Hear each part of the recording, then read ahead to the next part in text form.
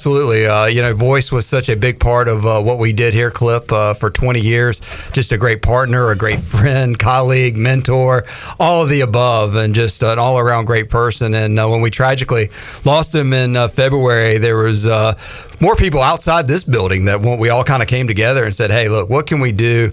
And there's going to be somebody that wants to be the next Jeff Charles. There's going to be the next person that's going to come to East Carolina University that wants to do play-by-play broadcasting, that wants to paint it purple, hopefully here, or paint it somewhere else. And we thought, man, well, let's endow a scholarship for Jeff Charles in the ECU School of Communication, and so many students can come through and benefit from that, Chris. Yeah, the key word there is endow, and I think it's important to sort of give a little bit of background on that. When we set up an endowment, it's a high hurdle to get the money in, but it's permanent, it's forever.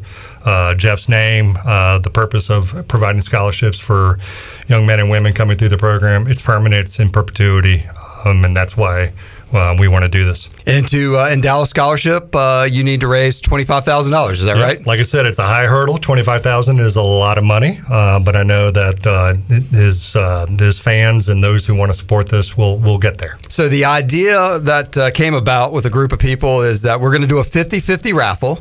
And so it's a chance for you to be a winner, Clip Brock. It's you can buy a raffle ticket. There are 200 raffle tickets, 100 purple, 100 gold tickets, and there's going to be two winners. So that'll be $20,000 raised, and $10,000 will be given away, $5,000 to two different winners, one out of the purple ticket box and one out of the gold ticket box. And we're going to have an event at UBE on Tuesday, August the 15th. So if you haven't seen the ad or the link on our social media, go check it out. You can scan the QR code or click on the link, and you can buy as many tickets as you want, really. You can buy as many as you want. And everything is run through the ECU Foundation at East Carolina, and then you guys will be writing the checks to the winners that night, and you'll get to come to a nice little reception we're going to have at UBE with a lot of folks. You don't have to be present to win, though. So right. If you're sitting and you're listening online, or if you don't think you're going to be available that day, no worries. But if you want to help us raise that money and kickstart a great endowment for Jeff Charles, it's real simple. Yeah, it's real simple. Go to social media. You'll find the QR code or the direct link on that. And it's really important, as you said. You don't have to be present. So if you're listening, you're not here in Greenville, you don't have an opportunity to come out on that Tuesday evening. If you're listening and you want to be a part of this, you can do it from many, many miles away. So, please, we're doing two chances to win, both a purple ticket and a gold ticket. And so you have two chances. And Don Edwards at UBE, he's really excited. He's got we're going to have some other raffle prizes, some cool food and drinks for people to come and tell some good stories about the voice, and just a real good memory night on Tuesday, August the 15th. And with that, I mean, if we sell all 200 tickets, that means we'll have $10,000 towards the endowment. We also have some other folks that have stepped up and just made a donation, didn't buy tickets, but have just made a donation to help with the endowment for Jeff Charles. And if people want to do that, Chris, if they're not in, or they want to buy some tickets, or if they just want to make a donation to this, they can call your office or do that through this link as well, right? Yeah, thanks for bringing that up, because first of all, I want to thank those individuals who want to do a philanthropic gift to help get this started, and there's a number of you who are hopefully listening, so deepest appreciation for that. And you're absolutely right. So if you want to give $50, if you want to give $500, if there's no real set amount, and there's a link on the social media to that as well. You can also call my office at 252-328-9550. Or you can just email me directly if you have questions. And if you know my last name, it's DYBA. And so we try to keep the email simple, dyba@ecu.edu. Real easy, Clip. Easy enough. Chad Pike tuned in from a crowded North Myrtle Beach that he bought a raffle ticket a couple of days ago. So awesome. Got folks from everywhere getting involved in this. Yeah, and we just started last week. Of course, we were on a little holiday break, but we did release everything. ECU put it out first, and then we've had some links on our social media, and off to a good start. So trying to get everything sold out sooner than later, so jump on that, or jump on and make a donation. And then we also, in addition, we'll be talking about this later this week, Clip, but the Pirate Radio Football Kickoff Party is coming Thursday, August 31st at the State Theater, and we're going to announce the band this Thursday and some other details about our party and release tickets to that. But we are going to donate all the money, the proceeds from that, to this endowment scholarship as well. So there's going to be many ways that we're going to be able to help out and get this scholarship endowed and get it over the $25,000, Chris Dyba. That's the goal, to go ahead and knock this out. Some people think you don't have to go ahead and knock out an endowment all at once, but we wanted to go ahead and do that this year, just really honor the voice, because we sure are going to miss him painting it purple this year. Yeah, the sooner we get it, the sooner we can manage those funds and provide spinoff. The way endowments work is we never spend the corpus. So if we raise 25, 26, 27,000, that money is never we don't take from that. We take from the earnings.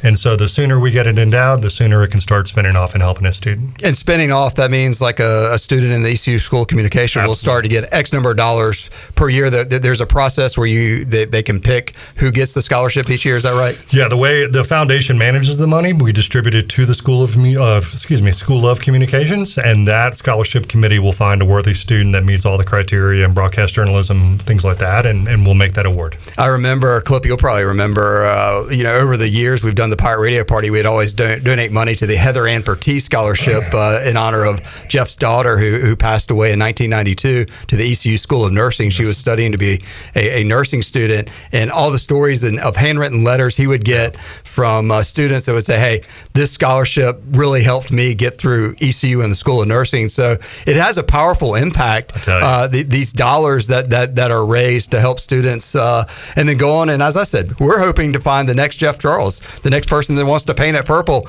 either here at East Carolina or somewhere else. Absolutely. So, obviously we had a great impact in Jeff and his wife Debbie establishing that scholarship in his daughter's name. Yeah, we really, for those listening, we didn't plan these comments, and so as I hear. This is why I love my job. Been at ECU for more than 9 years, coming up on my 10th year, and I do this because I love raising money for these purposes, for scholarships to invest in great ECU students and invest in our faculty and our departments, and you get to see that benefit, and you do get to hear from the students and the effect it changes their lives. Absolutely. A lot of cool stuff. So once again, if you're just joining us, the 50-50 raffle, your chance, you could win $5,000. You could win $10,000 if you buy in the purple or in the gold tee. It's real easy. If you scan the QR code on the ad on our social media or the ECU Advancement social media, or you go to the link, or you can go to UBE in person. Yes. Or you can call us here at the studio and I'll text it to you. I'll do whatever it takes to help to get this scholarship endowed. But we're trying to sell the 200 tickets sooner than later. So help spread the word if you're out there listening or watching, and then so go to UBE, scan the QR code, go to the link, and we're gonna have a nice reception on Tuesday, August 15th. Gonna be awesome. It's gonna be great. It's gonna be. We're gonna paint the raffle purple, Clip Rock. I'm excited about it, and again, anything we can do to keep the Voices name alive, we'll certainly do. We're going to miss him at the party. We talk about him doing shows here, being on the pregame show, but always had a big speech at the party every year too, Ellerbe. Yeah, he was one of the best. Originally we did the first ever Pirate Radio football kickoff party because Pirate Radio was turning 10 years old, and Jeff was going to be his 25th year as the voice of the Pirates. It was going to be a one-time event. Well, we did that for 10 years, all the way up through COVID, and then that was the only thing that slowed us down there. But Jeff would always get on the stage every year and fire the fans up, and was just a great ambassador for East Carolina, for Eastern North Carolina, for Pirate Radio, for just everything. Just an all-around great person. We were talking before you were looking at the bobblehead we have on the desk. I think we have the only autographed Jeff Charles bobblehead. He signed the back of this one, and it sits here in the studio. We end the show with the voice every day here on Pirate Radio Live. So he was a very special person, and this is just a small gesture, I think, of how we can pay back to honor his legacy. And we're super excited to be doing this on the 15th of August at UBE, and then of course celebrating him even more on the 31st with the Pirate Radio football kickoff party. Well, Chris, thanks for joining us. Yeah, thank you. And to everybody listening, thank you for your support of the scholarship. And Ellerbe, you gonna hang out in another segment? All right, we'll take a break. We'll come back. Got a lot to catch up on from our week off here inside the Pirate Radio studios at Best Ofs last week, but back live with you now, so we'll catch you up on some of that, talk some Pirate football and more when we return hour one of Pirate Radio Live. Back with you after this.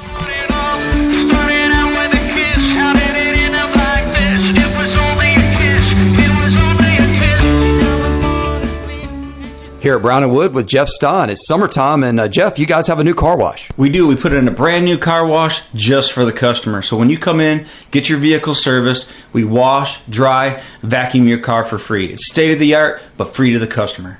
And this summer, you have an AC special. It's summertime. Air conditioning units are breaking left and right. But guess what? At Brown & Wood, all summer, I have free diagnostics on all air conditioning issues. Only at Brown & Wood. Country Mart has been locally owned and operated for over 40 years and is your premier country store serving the best cheese biscuits and country food around. Country Mart is open every day and has 2 locations in Bethel on Highway 11 and in Stokes on Highway 903. Both Country Mart locations are top-of-the-line fuel stations serving Shell gas, including 93 ethanol-free high-octane gas, which is the best for all you boat owners. Country Mart, fueling you up with great food in your engines with great gasoline. Go Pirates. My whole business just went up in flames, but my agent was there before the fire was out. We started a plan. I've got 25 employees who could be out of a job if we didn't get this place running again. My independent agent and auto owners insurance, they made sure we didn't skip a beat. I mean, we didn't miss a single payroll. That's incredible. For whatever lies ahead, we're always there. This is Norm Bryant with Town Insurance in Greenville. Call me today at 756-8300. Go Pirates. The Doritos Cool Ranch Papadilla. It's the best idea ever. Whoa. The Doritos Cool Ranch Papadilla, that was my idea. My idea. Doritos and pizza. I did that. Another one. Hey, Pirate fans, Papa John's is the MVP move for game day or any day. Place your order online at papajohns.com and sign up for Papa Rewards. Papa John's, better ingredients, better pizza. Go Pirates! With over 30 locations across North Carolina and southeastern Virginia, Quality Equipment is your local John Deere dealer, where you'll find everything you need for your next project. Our complete lineup of John Deere lawn and garden, agricultural, and commercial worksite equipment comes with years of experience, expertise, and dedication. We know what it takes to get it done right. Stop by today or visit us online at qualityequip.com. Did you know 1 in 5 Americans use alternative wellness practices? And this number is growing, with good reason. Your CBD store empowers modern wellness through premium hemp products. We're the #1 CBD brick and mortar in the world with products for sleep, focus, recovery, and more. Our products are the gold standard in hemp wellness. Your CBD store, Greenville, 420 East Arlington Boulevard, or call 999-5127. Must be 18 years of age. This statement has not been evaluated by the Food and Drug Administration. This product is not intended to diagnose, treat, cure, or prevent any disease. Do you have any real estate questions about buying or selling residential or commercial properties? Are you curious about this current real estate market? Do you need a property manager for all your rental houses? This is proud ECU alum Scott Harris with RE/MAX Preferred Realty and SD Harris Properties, and I would love to help answer every question you have and show you a real estate experience that will be memorable and enjoyable. Every step of the way, I'm here to make your dreams a stress-free reality. Call me today at 347-1857. That's 347-1857. Go Pirates. Great food, great atmosphere, and great service is Ottavola Market Cafe. Ottavola is simply a restaurant that focuses on that, being a great restaurant. There's something for everyone at Ottavola. The menu offers a variety of great choices like pastas, pizzas, sandwiches, soups, salads, and seasonal rotating selections. Lunch or dinner, Ottavola is always the right call. Call ahead and get Ottavola to go, or stop by the bar for a drink with friends. It's simple. Come and eat at Ottavola Market Cafe, Red Banks Road next to Food Lion, and OttavolaMarket.com. Ottavola, pirates supporting pirates. You're listening to Pirate Radio, the voice of the pirate nation. Go Pirates! Arg!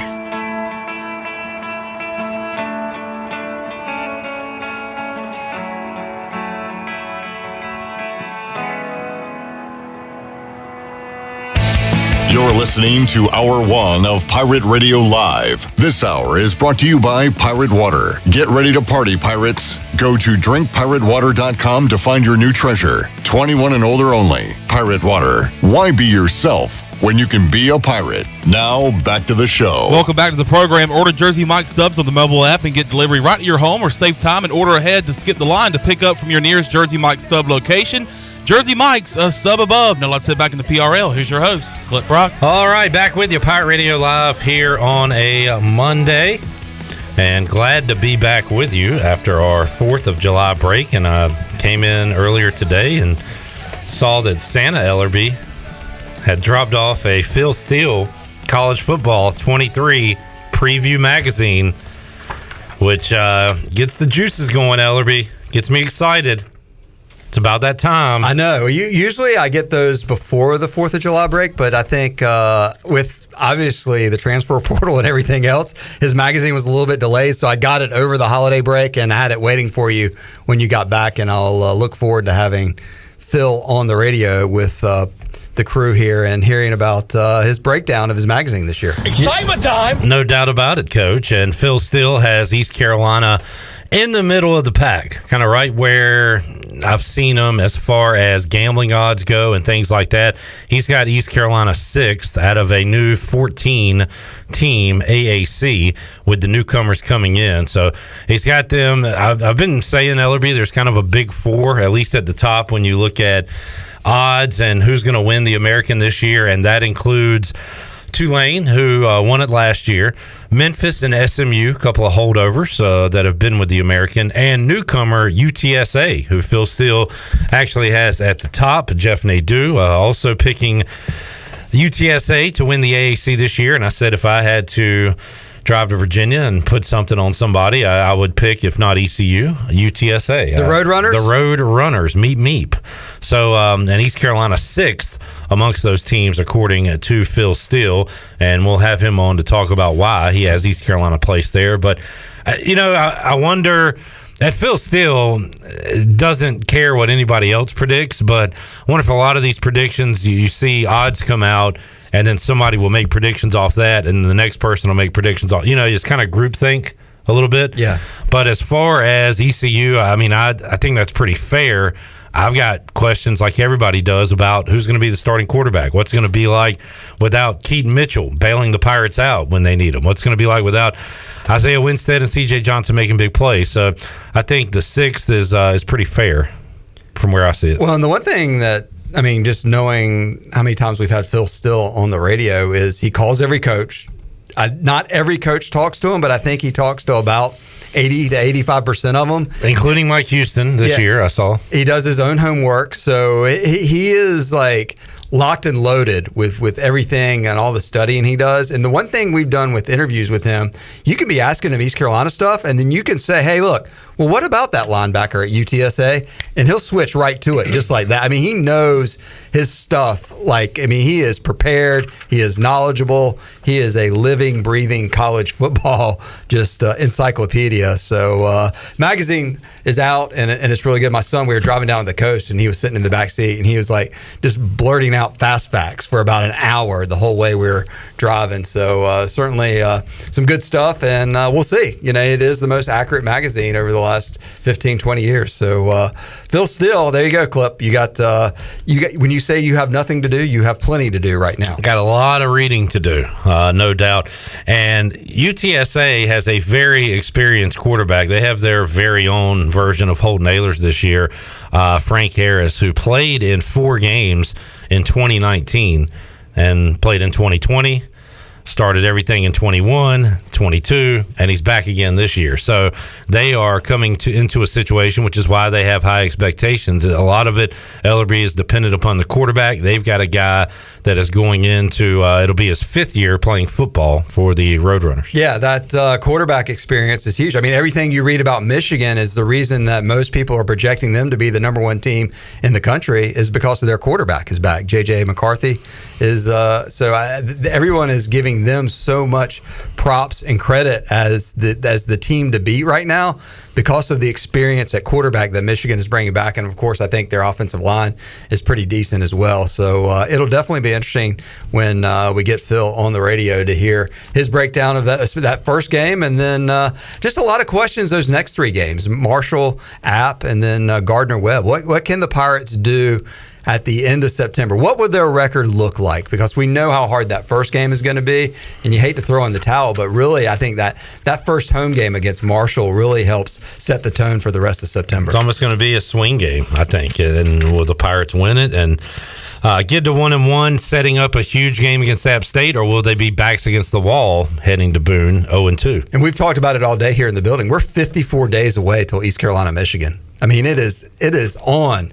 It is going to start moving fast. Everybody thinks they had their July 4th vacation. Maybe you got a few more pool or beach or river or family get-togethers, but boom, we're going to be in August before you know it. Clip Rock. How many days? When's the first NFL game? I know look up that's the one you really always talk about the most because you love that Hall of Fame game. Well, I like to do the X number of days until football is on TV every week.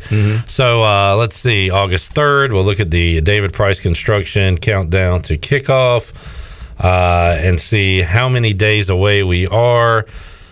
And Ellerbe, that number is 24 days. Not till Pirate football. No. Till NFL football. Until a football game is on your television. And that, of course, is the start to preseason. So basically, we're 24 days away until there's a football game on your TV every week until late February or, early February. I think you guys should do a watch along for the Hall of Fame game this year to see. We could do like a Survivor. I know y'all are going to do Survivor on Wednesday, maybe because we do have Survivor coming up this Wednesday. But Survivor could be we could get like 10 or 20 guys in the room for the Hall of Fame game and like leave like a prize that whoever stays at the end. All right, are you in? I don't know. All right, well I'm not going to do it if you're not in. Well, I'm just thinking about what day is that? Sunday, August 3rd? Is that what they do it on a Thursday now? That was a very Troy D thing. I know, yeah. It was a very y'all should do this. Yeah. I'm just coming up with the ideas here. You're the idea man? I'm the idea Not guy. The execution man? Well, I would You're not the executioner? I would come by and eat some wings and then leave because I don't have any intention of staying. Because I know you guys would outlast me because I don't have zero interest in the Hall of Fame game. Ellerbe is judge, jury, but not the executioner. We are the executioners. I'll do it. Tell you what, hook up some wings for us, Ellerbe. Okay. And I'll watch every snap. Is that a guarantee, Tony Collins? If I do have some clauses on where we are watching this watch party. All right, and we can discuss that on or off the air. Maybe we'll make this on the road event. Okay, all right. Where is anybody going to be showing this game in town?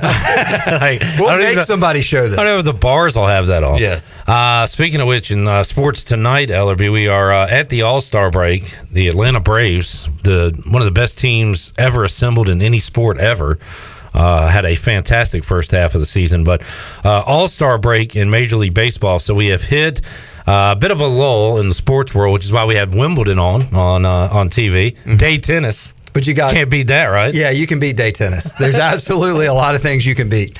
Now, breakfast at Wimbledon, pretty good sometimes. Okay, yeah. That's not too bad. On the weekend, championship weekend? Day tennis during the week, not so interesting. Not much going on there.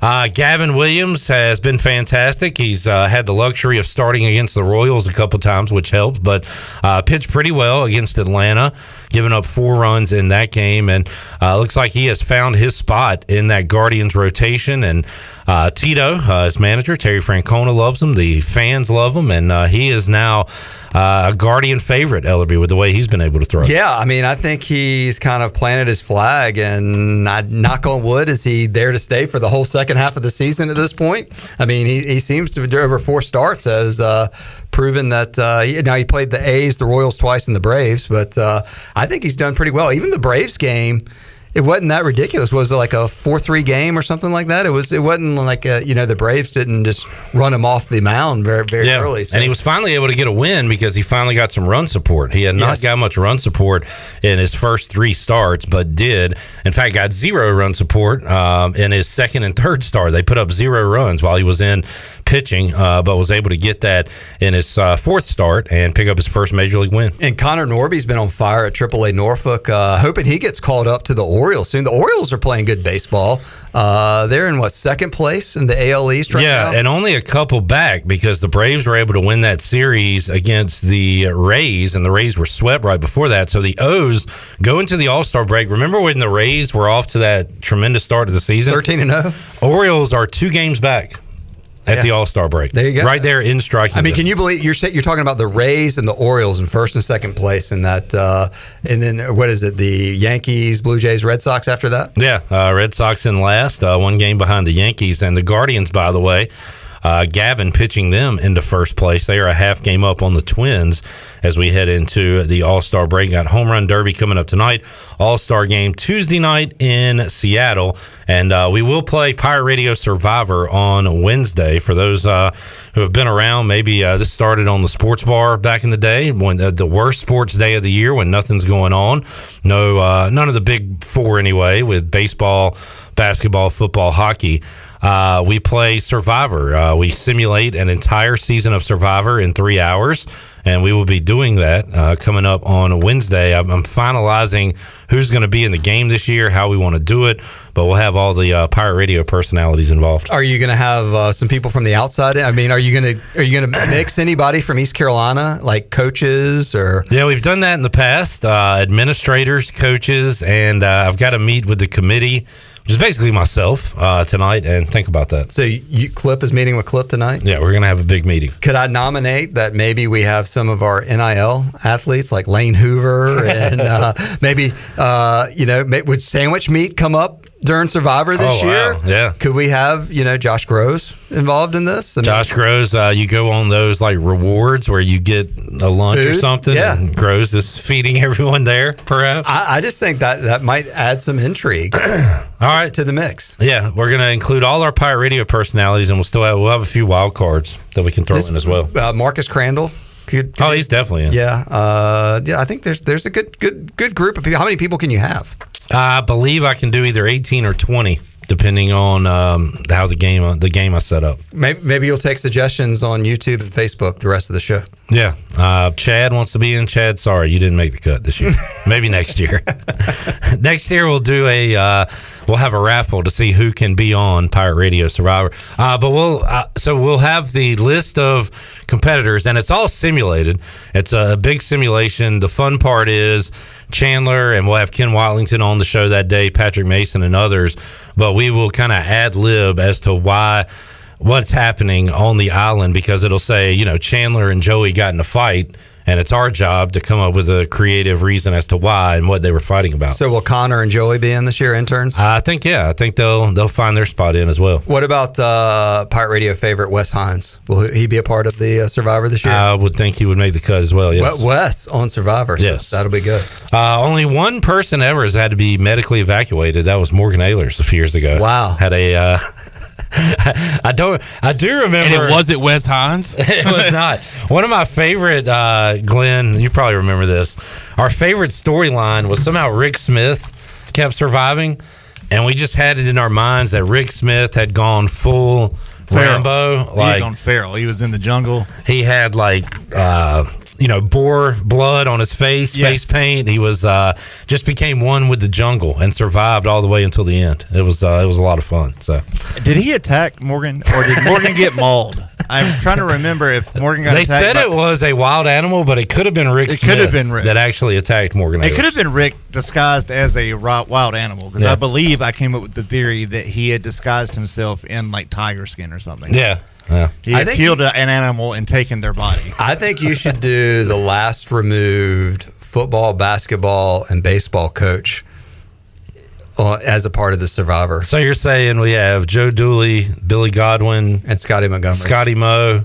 Is that it? Okay. That's Exile Island. That's where you get sent. That's the Exile team. I think they should be a part of it. I think that would be. I think that would bring an interesting aspect to it. All right. Well, we're going to go over the options. And, just a few suggestions. I think some of our guys that were here during the Players Lounge for football and basketball or baseball would be good. And we'll be doing that on Wednesday. Coming up Tuesday on the show, former J.H. Rose star and Super Bowl champion Cornell Powell will join us in the Pirate Radio studios. He's got a football camp coming up, so we'll talk to Cornell about his offseason, the upcoming NFL season, and also his camp coming up on Tuesday's Pirate Radio Live. Yeah, Cornell, giving back in the community here. Look forward to having him on the show again. And we'll talk to Corey Gloor coming up later on in today's show in about 30 minutes or so, and we're talking to him for our football opponent previews, and he joins us as the play-by-play voice of Tulane. And a lot of people ask,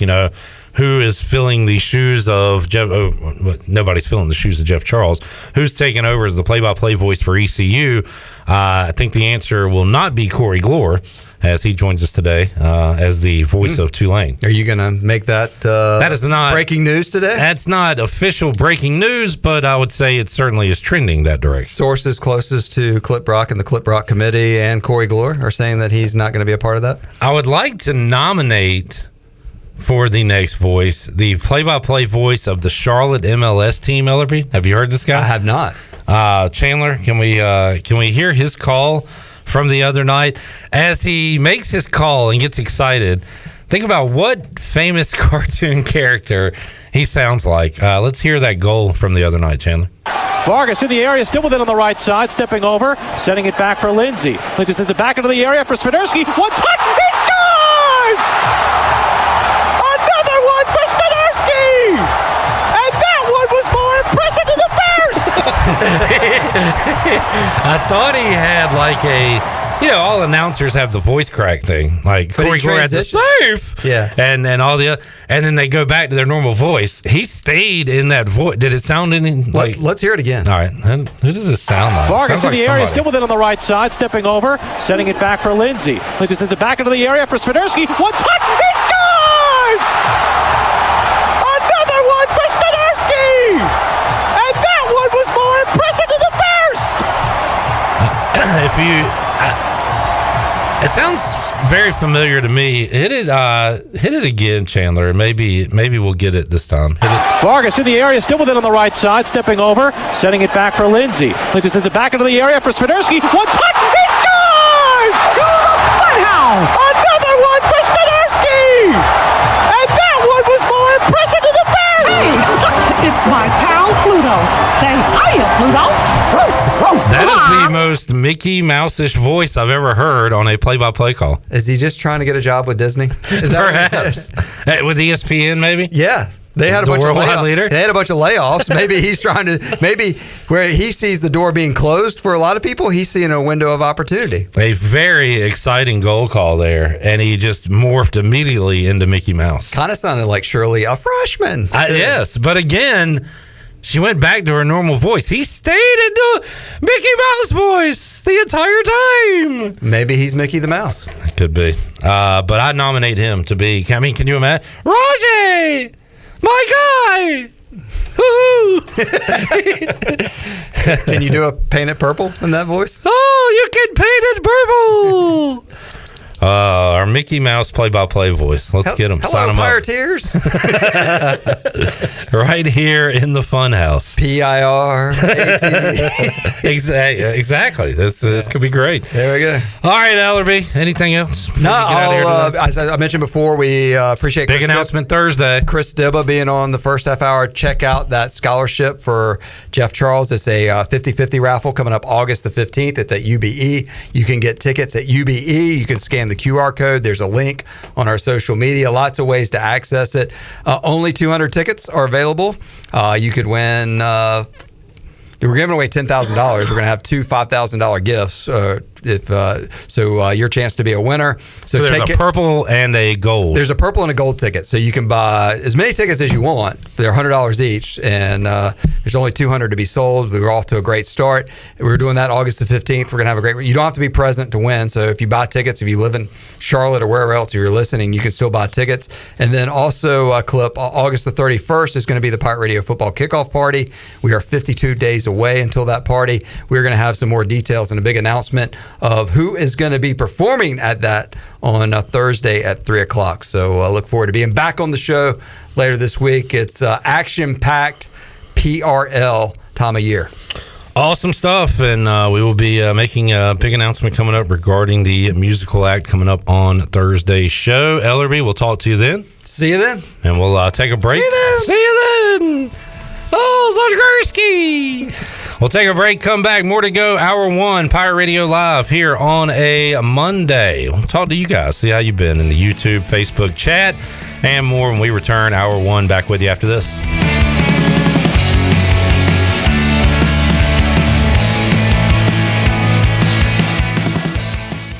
King Mackerel's is Morehead City's newest restaurant and live music venue. Take a break from the beach and enjoy lunch and dinner on the waterfront or listen to live music on the patio. Open Wednesday through Sunday for lunch, dinner, and late night. And also, don't forget, Sunday Fun Day starts at 11 with brunch at King Mackerel's. Located on the Morehead City waterfront across from Gulf Docks, check out King Mackerel's on social media for all up-to-date information on Facebook and Instagram. Kick back at King Mac's all summer long.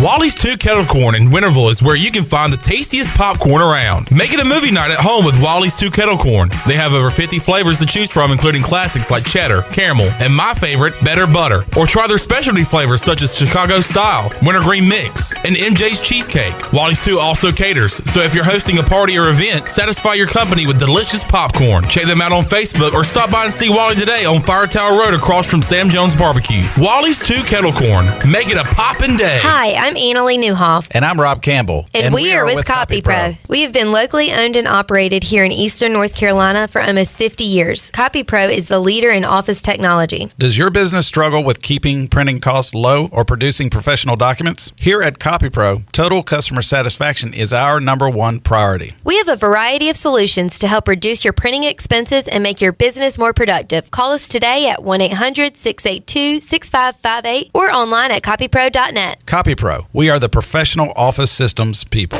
North Carolina State Parks invites you to enjoy camping your way. With the weather changing, booking your own cabin is the perfect solution for your camping getaway. Reserve campsites or cabins today at Jones Lake, Goose Creek, and Cliffs of the Neuse. Whether you enjoy traditional camping or air-conditioned cabins that can be rented with Wi-Fi, your next adventure can include hiking, beautiful scenery, and sunsets by the campfire. For information on booking a cabin, visit ncparks.gov. Made in America means quality. Now during Bostic Sugg Furniture's 4th of July USA Made event, take advantage of savings of 15% off in-stock custom order and handcrafted Amish solid wood furniture. Choose from a wide selection of beautiful solid wood bedrooms, dining, occasional pieces, and home office furniture in stock or custom order to create the look you want. It's all at savings of 15% off. If it's solid wood and made in the USA, you'll save on it during the July 4th USA Made event at Bostic Sugg Furniture. You've worked hard to make your business successful, and that's why it's really important to always have a bank that's in your corner when you need them. This is Chris Richards from First Bank, and our experienced team of local bankers includes Lee Watson, Ashley Capps, Bonner Latham, Josh Hooten, and Heath Nisbet. To get the business services that are right for your business, come and see one of our experienced team members at First Bank on Arlington Boulevard in Greenville. First Bank, together with our customers, we're creating a world where individuals and communities thrive. Member FDIC. With US Cellular, it's just $19.99 per line for 1, 2, or 3 lines. So you don't need that robot daughter you built to get a 4th line for family plan pricing. Oh, Robe Elizabeth? She's not gonna like that. The robots will prevail. Oh boy. Get the low rate of $19.99 per line. US Cellular, built for us. Terms apply. Visit uscellular.com for details. We value human connection with fewer distractions. US Cellular, built for us. Visit your US Cellular authorized agent Atlantic Wireless with locations in Snow Hill, Bellhaven, and Greenville. For the latest from the world of golf, tune in every Saturday morning from 8 to 10 for the Golf Shop Radio Show, presented by PlayGolfMyrtleBeach.com, the golf capital of the world. Hosts Mark Greenhelch and Matt Blanchard talk golf from tee to green and everything in between.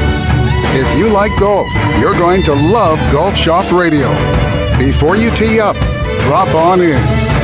Welcome to the Golf Shop.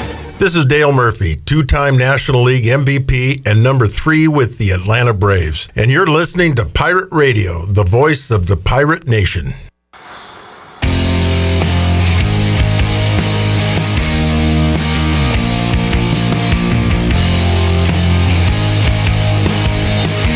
You're listening to Hour 1 of Pirate Radio Live. This hour is brought to you by Pirate Water. Get ready to party, pirates. Go to drinkpiratewater.com to find your new treasure. 21 and older only. Pirate Water. Why be yourself when you can be a pirate? Now, back to the show. Welcome back to the program. Do you need custom t-shirts, apparel, or promotional items for your business, organization, or event? Keep it local, print it local with University Sportswear. Contact them today at universitysportswearenc.com, the official sportswear provider of Pirate Radio. Let's sit back into PRL. Here's your host, Clip Brock. Alrighty, welcome back to Pirate Radio Live. What's up, Joey? How you doing, man? Good to see you. Connor running the show, along with Chan Man. Shirley Rhodes returning on Tuesday. Had a lot of folks chiming in on the Mickey Mouse announcer. George said that was Mickey Mouse on Pirate Water. Hit the second one again, Chandler. I really lost it when I heard this guy on, what was it, Saturday night? Vargas in the area, still with it on the right side, stepping over, sending it back for Lindsay. Lindsay sends it back into the area for Swiderski. One touch, he scores! To the funhouse! Another one for Swiderski! And that one was more impressive than the first! He just never went back to his normal voice. It was awesome. It was more impressive than the first! You do that pretty well. It's pretty good. Chandler, how was your break? Man, well, first off, much needed. Much needed. It was fun. Spent most of my time down at the beach. Did get to go on the golf course yesterday. Or not yesterday, but Saturday. But it was great. It was good. I did go fishing. I don't have much of a Pirate Radio Outdoors for you and Bryce tomorrow, but we did catch some stuff. We did catch a Spanish mackerel, but that's about it. Bryce might be interested in that tomorrow. We'll see. Yeah, that's good. So had some good R&R. Yes, yeah, ready to go, ready for ECU football coming up in just a couple of months. Jacked up, ready to go. Yes, sir. Excited. Connor, how about yourself? What'd you do, man? Nothing too crazy. Just went to Wilmington. A few of my boys from home and tried to stay out of trouble and had a few drinks with them and stayed out of trouble. Good stuff. Speaking of trouble, y'all been following the Pat Fitzgerald Northwestern news at all? I heard them talking about it on Sports Talk Radio right here on Pirate Radio this morning, but I haven't heard much about it. I didn't know if Connor and his boys were doing any of the stuff. What was they had the names of the things they were doing in the let's see, Shrek Gang. The older group of players for Northwestern was called the Shrek Gang. The Shrek List. They would do a hazing activity called running. And I won't read what that is, but I see the words violently dry hump in the article. I will tell you what they did. We can get there.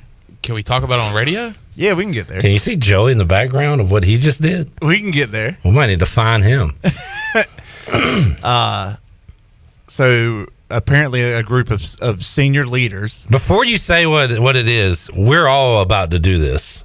Yeah. All right. So go ahead and describe it. It's not too ridiculous. I don't even know what you're about to say. But we're about to do it. But we're all about to do this. Yeah, we're totally about to buy in. Yeah. So the senior leaders would put on purge-style masks. Okay, seen it. And then they would take the Shrek person into a dark room. Okay, getting a little more creepy. Yeah. You had me at purge masks. That person would then be not wearing clothes. Okay. The Shrek person. Starting to lose it. I don't want to do this anymore.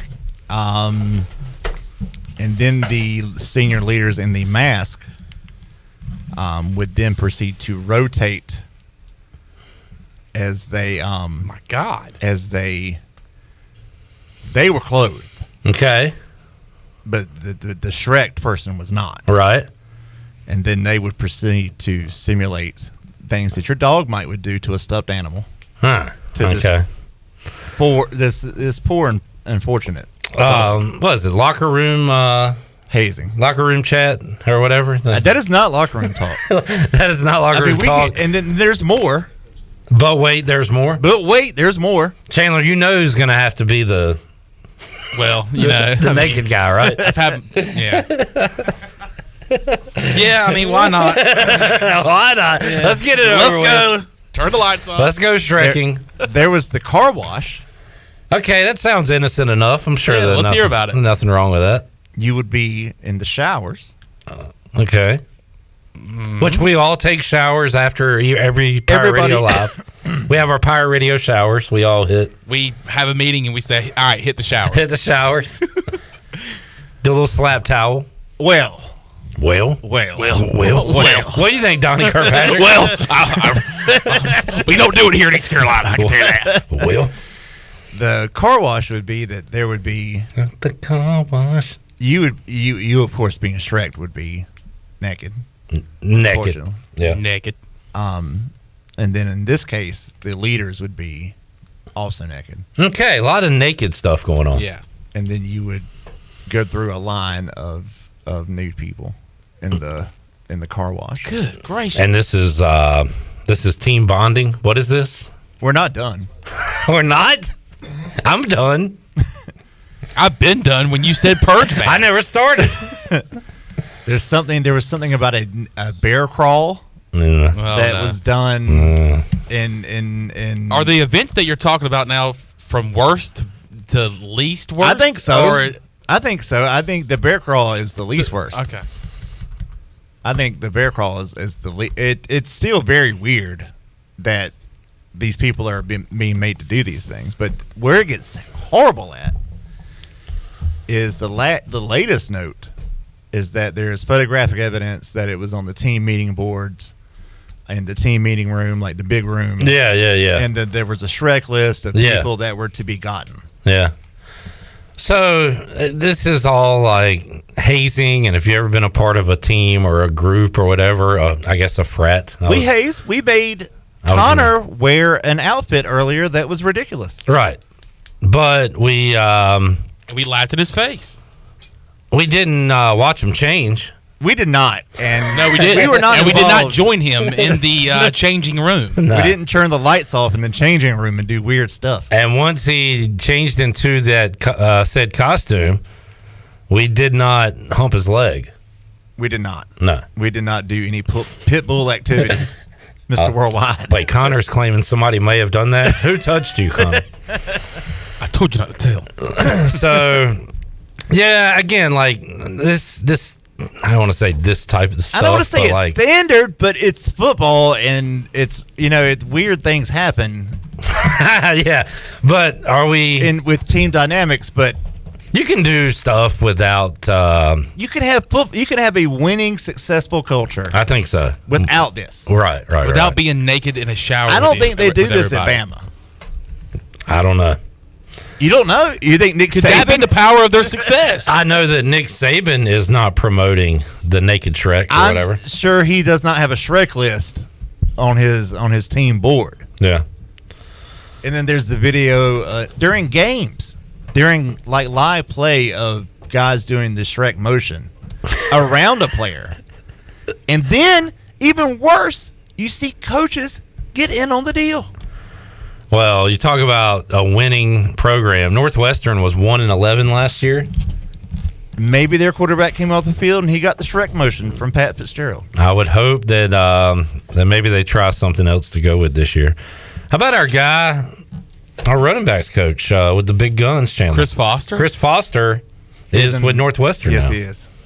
He's walked into a situation. I take his motivational tweets in the morning way different now. Is that why he took the job? Is there any way he could Grandpa Simpson out of there and join us? Put his hat on the rack and just pick it back up and take a 360 and get right on out of there? Yeah. So that is something to keep an eye on. Another thing I want to talk about tomorrow with Mac McCarthy is Bob Huggins. If they Shrek'd. That is a Shrek, if there ever has been. Bob Huggins says... Threats from the Huggy Bear. Bob Huggins pulling a Costanza. Yeah. Say, wait a minute. I didn't quit. Look, guys, look. That was from my wife. I never said I'm resigning. She took my phone and sent all these things while I was inebriated. That particular night where I had the 0.21 blood alcohol that content. That particular night where I got lost in Pittsburgh after the Taylor Swift concert with a vehicle full of empties. I went to a Burger King on the other side of town, drove 2.5 hours. Well, that's his favorite. Everybody has their favorite Burger King. Yes. You don't want to go. You don't want to go. I want to go to the one a block away. That one's slow. I want to go to the one that I want to go to the good Burger King. Even if it takes me an hour and a half to get there on the other side of Pittsburgh. He had it his way. Had his favorite Burger King. he thought that he was in Columbus, Ohio. Those cities look so much alike, though. I mean, they're when you look at their skylines and everything. You know Especially what when you're is about 20 not? deep. You know what's not in Columbus, Ohio? The University of West Virginia, where he was supposed to be going. The direction he was supposed to be going was not Columbus, Ohio, which makes that all the more funnier. It was almost heaven. Almost West Virginia, but not quite. But anyway, so apparently he is saying that, exactly what Glenn said. In a letter, which was obtained by ESPN, Huggins said his resignation correspondence with the school did not come from him, but came from old Junebug. The old lady. June Huggins. Oh, Junebug Huggins. That was my old lady that texted y'all. That was the old lady talking. She was mad, and she was just saying, I didn't take her to the Taylor Swift concert. She was upset. So he says, I never gave a formal resignation.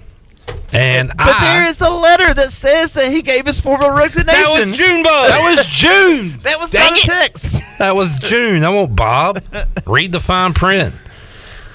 So instead of going quietly into the night, which that does not seem like Bob Huggins' style, he's going to go loudly into the day, I guess. He's going to go, what's the word I'm looking for? Shrekking into the...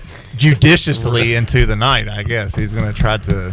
He's going bear crawl. Litigiously, that's the word I'm looking for. Huggy bear crawl. The naked Huggy bear crawls, you got to drive around with the trunk of empties and a Burger King receipt.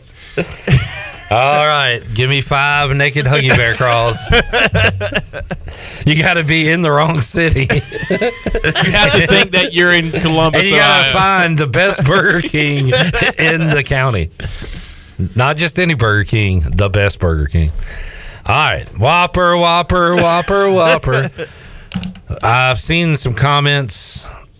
Jamie says, I checked in with Clip's Twitter during the break to see if there was any ECU sports news. Saw his feet and immediately left. Steve said, thanks for the feet pick, fellas. We did go through a feet pick period there. So I noticed Chandler was on the beach, and I don't know why men or Northwestern players like to do this, but they just love showing feet. And Chandler, we saw your beauties. Yeah, what would Eric Collins say about them? Two beauties. And what would Rex Ryan say about them? Good golly, Miss Molly. I said, Troy taught you well. That was a very Troy D thing of me to do. So then we saw Troy's feet, and I was like, you know what? If y'all saw his whole leg. If y'all are posting feet, I'm going to post my feet too. Jamie is shaking his head. I mean, look. We opened up an only stand right there online real quick. Did not get a lot of feedback from that. But we have our feet out there available for free. Like, we didn't even charge anybody. You can subscribe to us. It's free, though. Yeah. So, Jamie, Steve, thank y'all for checking out the puppies over the 4th of July break. Was there any ECU news? If there is, today we'll let you know because the MLB draft is ongoing. Joey's on that like a dog, too. All right. We got on the beat. We got our dog on it. Dog. Joey. Dog. Connor. Dog. Big dog. Dog. Bob Huggins. Bear. Junebug. Snitch. Snitch. Oh, man. I said snitch. Did you really say that? Bob Huggins did you really say that, talking at the coaches convention, and he said, June put in my resignation, and I said snitch. Wait, you actually said that? You said it like that? What? You said it like that? Huh? Yeah. I called her that. Oh, okay. Yeah. Key and Peele reference. Let's take a break. Jamie says Clip's feet look like the feet on a condor, maybe, or an ostrich. They were very long. Well, thank you. He had long toes. Never been told that before. You know what they say about long feet? Stubby fingers, long toes. Long hands. Oh, long toes. Long toes Brock's what they call me around these parts. Around my favorite Burger King. I didn't know the Burger King part. You didn't? That's my favorite part. Is that's the only record of where he had been, other than the beers, was a Burger King receipt from an hour and a half away. Now I want to know that whole night. I want to know the order. I know. Why? Oh man! I want them to make a short film of this situation. I want to see Huggy Bear just wilding out at the Taylor Swift concert. Well, if he's gonna get involved in all this, like, there's gonna have to be a deposition, and yes, so maybe he'll have to talk about his entire night. I want to see John Goodman as Bob Huggins in a short film of this situation. Chad said, but you said snitch, right? Yeah, you said snitch, right? Yeah. I said snitch. Take a break. Come back. When we return, we'll say hello to Corey Gloor, play-by-play voice of the Tulane Green Wave, as we continue on our ECU football opponent previews. Got that on the way after this.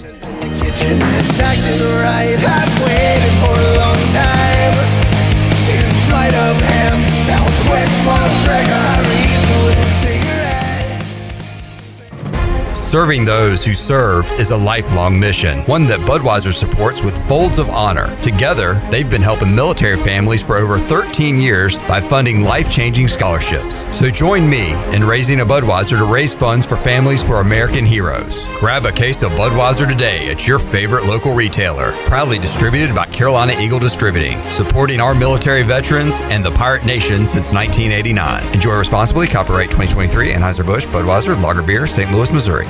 Hey Pirate Nation, Lindsey Gray here with Carolina Caliber. In 1960, my granddaddy started his firearm business right here in Eastern NC. Still family owned and operated, we have the area's largest selection for outdoor shooting sports and accessories and are one of the nation's top firearm dealers. At Carolina Caliber, we have everything you need from hunting, home defense, and personal protection, including a wide variety for ladies and youth. We buy, sell, and trade. It's a time-honored tradition. Visit us at Carolina Caliber on Fire Tower Road in Winterville. Do you want to get rid of wrinkles, tighten and lift your skin, smooth your skin texture, erase veins and brown spots, and get rid of unwanted hair? Are you interested in Botox or filler? Contact the licensed professionals at Beauty Bar Medi Spa on Red Banks Road in Greenville. Free consultations available. Visit us at beautybarmedispa.com. Also follow us on Instagram and Facebook. Enjoy your visit. Love your transformation. Go Pirates! Your vehicle is a big part of your life. That's why you should trust the team at Greenville Auto World for all things automotive. Greenville Auto World is now under new ownership by the Cook Management Group, but still believes in fair prices, superior service, and treating customers right. Tommy Cook and his team now have 5 dealerships in Eastern North Carolina with a fully stocked inventory of SUVs, trucks, and cars. For sales or service, visit Greenville Auto World on Highway 43 or greenvilleautoworld.net. Pirates supporting pirates. Come pop a top at Jarvis Street Bottle Shop. Jarvis Street Bottle Shop is a specialty shop selling craft, domestic, and import brews, along with wine and growlers. Hosting a tailgate? Stop by the shop and grab a keg for your party or event. The Bottle Shop offers monthly beer and wine tastings featuring rotating NC craft breweries, along with live music and discounts. Stop by the shop Tuesday through Sunday, or check them out on Instagram, Twitter, and Facebook. This is Aaron Williams with Ease Plumbing. This is Mike Hoggart with Viva Electric. This is Mark McGlawhorn, Roland Black Heating and Cooling. We have teamed up to form New Blue Service Group, offering Eastern North Carolina the best in plumbing, electrical, and HVAC services. Same great local team, same great local service, just a new name. Contact us at callnewblue.com. That's callnublue.com. New Blue Service Group, where we are redefining service excellence. Call us today to help with your plumbing, electrical, and HVAC services. Go Pirates. Hey Wood Ducks fans, be sure to purchase your single game tickets online at woodducksbaseball.com. Have a big group? No problem. Book your group tickets by calling our front office at Granger Stadium. This year's schedule features the return of daily themes including Tribute Tuesday, Winning and Wind Down Wednesday, Thirsty Thursday, Mother Earth Friday, Pepsi Saturday, and Dogs and Dogs Day. Make sure to follow the Down East Wood Ducks on Instagram, Twitter, TikTok, and Facebook so you don't miss anything. We hope to see you out at Granger Stadium all season long. Let's go Woodies! Chico! Arriba, arriba! Chico's Mexican Restaurant is where the fiesta never ends. Grab your amigos and head to Chico's every Wednesday for shrimp tacos for $11.99. Plus Wednesdays means all Mexican imports for just $2.99. Thursdays, enjoy your favorite beef, chicken, or vegetable fajitas for only $11.99. For Mexican food and fun, it's got to be Chico's Mexican Restaurant in downtown Greenville and online at chicosrestaurant.com. Chico's, where the fiesta never ends. This is Pirate Radio, WGHB Farmville, 1250 and 92.7 FM Greenville, WDLX Washington, 930 and 104.1 FM Washington.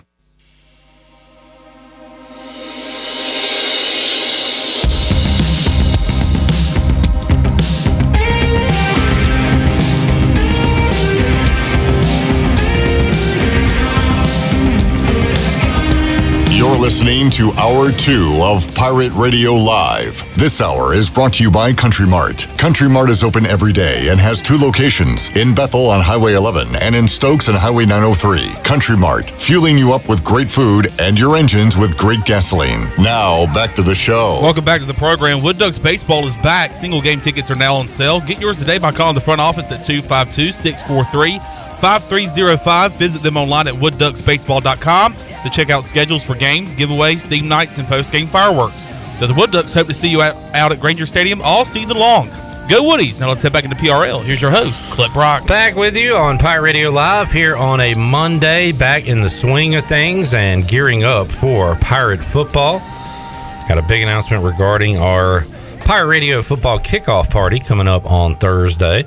So we are counting down the days to that, to Pirate football, and to the start of another football season. And we are halfway through our ECU opponent previews. And today we will talk to an old friend about a really good team from a year ago that made a magical run, the Tulane Green Wave, coming off an awesome 12-2 campaign, and Corey Gloor was on the call for that, and he'll be on the call for more Tulane football this fall, and he joins us here on Pirate Radio Live. Corey, hello.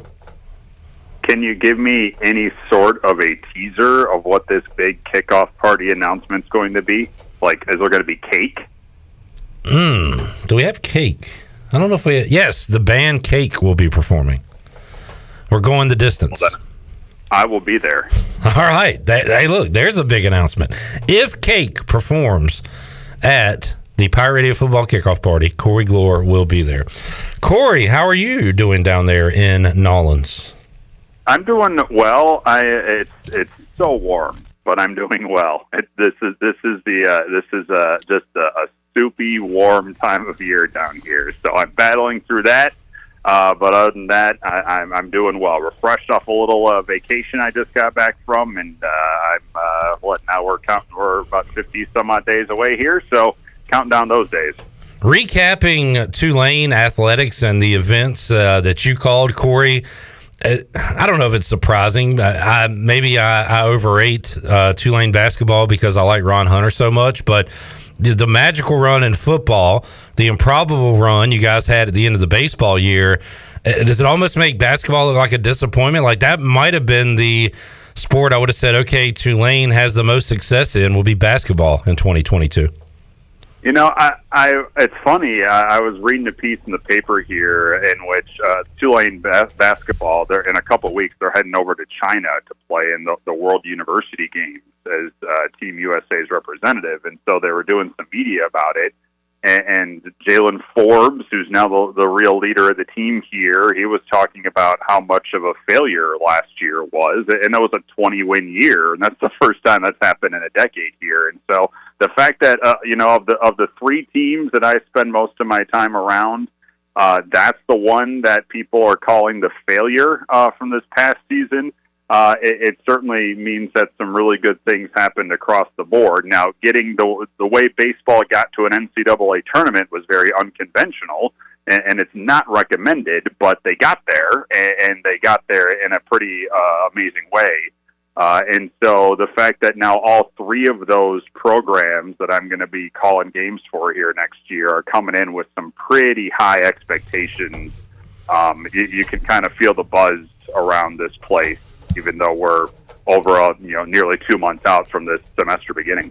Corey, when you look back at football last year, that 12-2 mark, and you see, I look at the schedule, how many one-score games, how many nail biters, because if you have a special season, you play really well in close games. And you look back to TCU last year, and they had some miracle finishes. They had the fire drill, they had to run on the field and kick the field goal. I remember that one specifically, but just a ton of one-score games.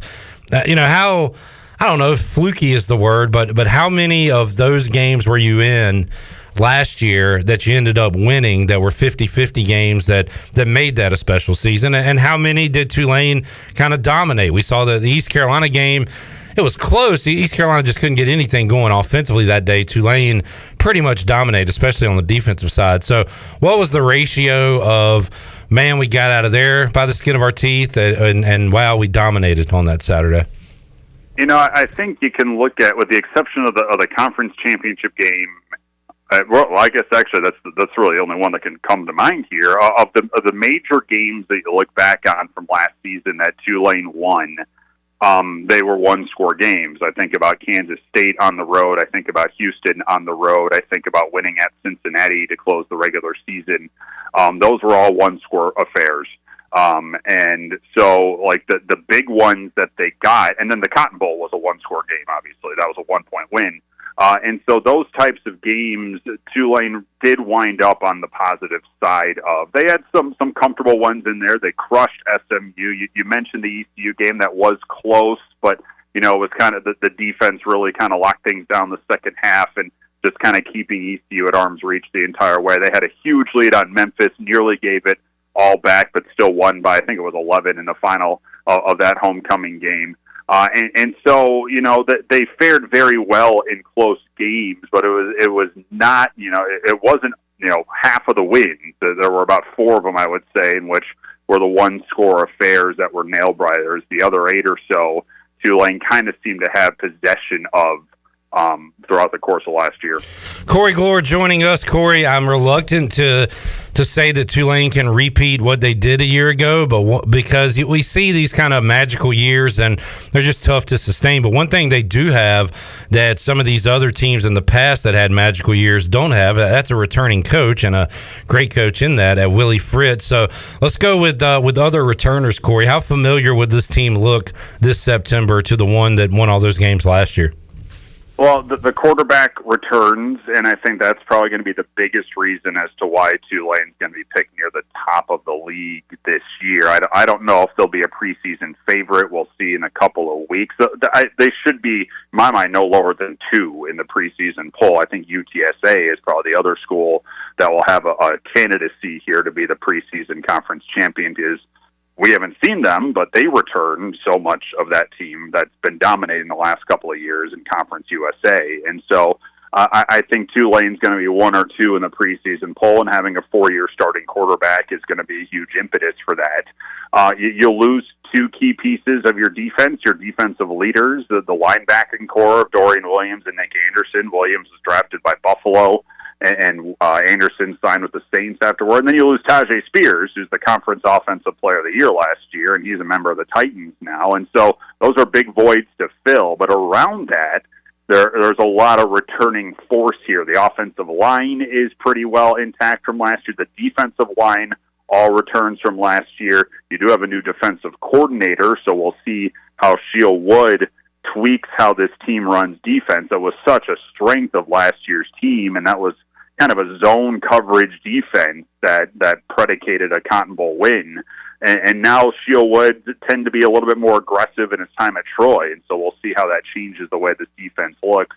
Your cornerbacks are back by and large. You will have some new safeties to work in here. Wide receivers are pretty well returning here, with the exception of 2 main guys, but they spread the ball pretty well with their wide receiving core last year. And you got some tight ends that you're going to be stepping up here, because you lost 2 fifth-year seniors in that position last year. So it's a blend, there's no question, but I think there's some key pieces that are returning in your quarterback, your offensive line, your defensive line, and your cornerbacks. And all the special teamers return if you want to throw them into the mix here as well. But I think the biggest one that you mentioned is the fact that Willie Fritz is back. and that was in peril for a couple of days right before the conference championship game. So having him back, even with some coaching turnover and one of the more successful years in terms of his players going on to the next level, like what he just saw here, there are very few around the American that I think would get a pick in terms of the coach you'd want to have, even if there's a little bit more transition than you're used to seeing. Yeah, and man, I love seeing coaches stick at their spots, and I'm glad to see Willie Fritz back and see what he can do this year. And of course, Corey, when you're a good team, and even when you're not a great team overall, but have good players, the poachers come, and of course they came after Tulane. And I know Willie Fritz and even Ron Hunter. I read his tweet on the air a couple weeks ago. I remember about guys, coaches in the coaching world going after his players, and Ron Hunter said, "Hey, next time I see you, I'm going to say something to you. We're going to talk about it." So I think both of your coaches have been kind of outspoken about these poachers and these other schools trying to come in and get their guys, right? Very, and you know, we're talking a little bit more basketball than I think you're interested. But I you know, there are leaders back on that team coming up this year that there was certainly one school, and if you just do a little bit of research, you can find out who it was that was very much going after one of them, despite the fact he was never in the portal. And listen, when you have a starting quarterback for 3 years that had a very good year and a very good postseason, and you've been a middling SEC team, then even though he wasn't in the portal, you find a way to get to him. And Willie Fritz nipped that in the bud pretty quickly back in December. So yeah, I mean, you have to now, until this somehow gets reined in. The transfer portal, the NIL situation, and you have a lot of folks out there at the upper levels of college athletics that have a lot of resources, that have a lot of avenues, and have a lot of people that kind of do their bidding that can skirt around some things. You're going to need, outspoken coaches like a Willie Fritz or a Ron Hunter to call people out for doing things incorrectly, and luckily they have. And that has quieted things down here a little bit, even though some of the higher profile student athletes here at Tulane were being sought after pretty intensely by some other folks. Corey Gloor joining us, play-by-play voice of the Tulane Green Wave. Looking at the non-conference schedule this year, Corey, South Alabama. Everybody will, of course, highlight the Ole Miss game September 9th. I'm going to keep an eye on the game in Hattiesburg at Southern Miss, because they ruined what would have been even a more special season for Tulane last year. I think it's impressive Tulane can lose to a Southern Miss at home last year and still bounce back and have the year they had. Kind of gives teams hopes that if you lose early, you can still make it into a very special season. But the Green Wave have to have some revenge on the mind for that one on the road September 16th, and then also Nichols on the non-conference schedule as well. So, again, the headliner will be Ole Miss. You got the revenge factor with Southern Miss. You'll start with USA. What do you think about the non-conference slate? It's challenging. I mean, South Al is a 10-game winner last year, and so you start off with them, and then you host Ole Miss, and that's going to be a 2:30 kickoff in the afternoon in New Orleans in early September. That is going to be it's going to be steamy here, and so that will provide a challenge. There's no question about that. And then, yeah, I think the folks that return from last year's team, and there are many, I think have that trip to Hattiesburg on their mind, because they to a man said that loss last year at home to Southern Miss was the impetus for making the run that they did. They ripped off 5 wins in a row after that game. Like that, they came together after that loss to Southern Miss. It was their first loss of the year. That came just after beating Kansas State, and they had a players-only meeting, a team-only meeting, and then they ripped off 5 wins in a row. And so I think many folks, they might not say it, but I think it's easy to glean that they see that game, that trip to Hattiesburg, as kind of the last notch of the last feather in the cap of last season. And if you can go there and get a win, that would kind of put a bow on everything that happened last year. It'd be a fitting kind of finish to everything that happened in 2022, is to go into that place and get a win there. The team that sparked your run by winning in your building, and that's a rivalry game. There's a trophy on the line for that one, and to grab that bell back and bring it back to New Orleans, I think people would see that as kind of a final chapter of last year. Corey, looking at the conference slate with the newcomers rolling in, you'll see a few of those. You'll also, if you look at it from a gambling standpoint, and then we got Phil Steele's magazine, he kind of looks at it the same way. There's like a big four going into the year picked to potentially win the American. That includes defending champion Tulane. That includes Memphis and SMU, and also newcomer UTSA. Beyond that, you got FAU, you got East Carolina. So Tulane avoids SMU. You can look at that as a good thing, but you do have UTSA. You get them at home. You're on the road at Memphis. You do go on the road to FAU, and of course here to Greenville as well. So could be a little tougher, I guess, if SMU was on it, but you do got some tough opponents there within the conference slate. Well, and I think what stood out to me in the conference slate, I think everyone around the league is hoping that last weekend of the year against UTSA has some sort of importance. Yeah. And that's why it's sitting as a Friday or Saturday game. We'll see. But what stood out to me is that there's not a ton at the bottom of the league, or the projected bottom of the league, on Tulane's schedule. South Florida is off the schedule now. You don't get Temple, don't get Navy, don't get Charlotte coming in with a coaching overturn. And so, like, the worst you're going to see is going to be the middle of this league. And so that means there is, last year Tulane got South Florida, Tulane got Tulsa, and so they got some of the teams at the bottom of the league to help things out. Now, they had to go to Cincinnati and win, and no one had done that in 5 years, and that's what they did. And so they had to play UCF not once but twice, and they went to Houston and won there. And so they had challenges last year, but they could hinge a little bit on getting some of the teams at the bottom on their schedule. As we sit right now, that doesn't appear to be the case. And so, SMU's not on the schedule, but you have road trips to UTSA, to ECU, to FAU, as you mentioned. You have North Texas coming in, who's a bit of a question mark on your schedule. UAB is a bit of a rivalry game, but you don't have really the supposed bottom of the league really on your schedule this year. And so I think that's going to be the biggest challenge, is that there's not going to be a ton of let up here for this Tulane team, and they have a pretty early off week as well. It comes in the first week of October, which means getting to the end of November is going to be a huge test physically.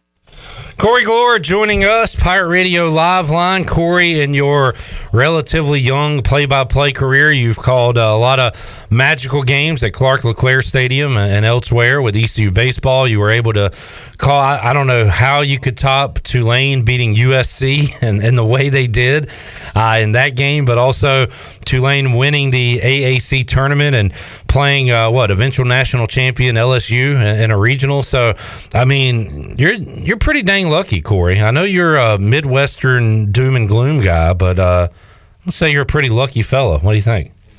I'm fortunate that I've been along for the ride here of some pretty amazing moments, both here at Tulane and in my time in Greenville. And the regional was a bit of a blur because it was so unexpected. I mean, you don't win 15 games in a regular season and be in an NCAA tournament. And so, frankly, I wasn't that terribly surprised about how things went in the regional for Tulane back in the first weekend of June. But that week in Clearwater was one of the most surreal, special weeks I've had in calling games, because Clip, that team got run-rolled by Memphis twice the weekend before. I mean, there was no sign that anything like that was coming. And then for them to just go through that tournament and culminating with beating ECU was just that's one of the more again, surreal is the word I go back to it, because it was so out of the blue that they could pull that off. And so to have the year, I kind of see that as how the year capped up. I definitely don't take for granted calling regionals. I called my fair share at Greenville, and now I get one here in year two at Tulane.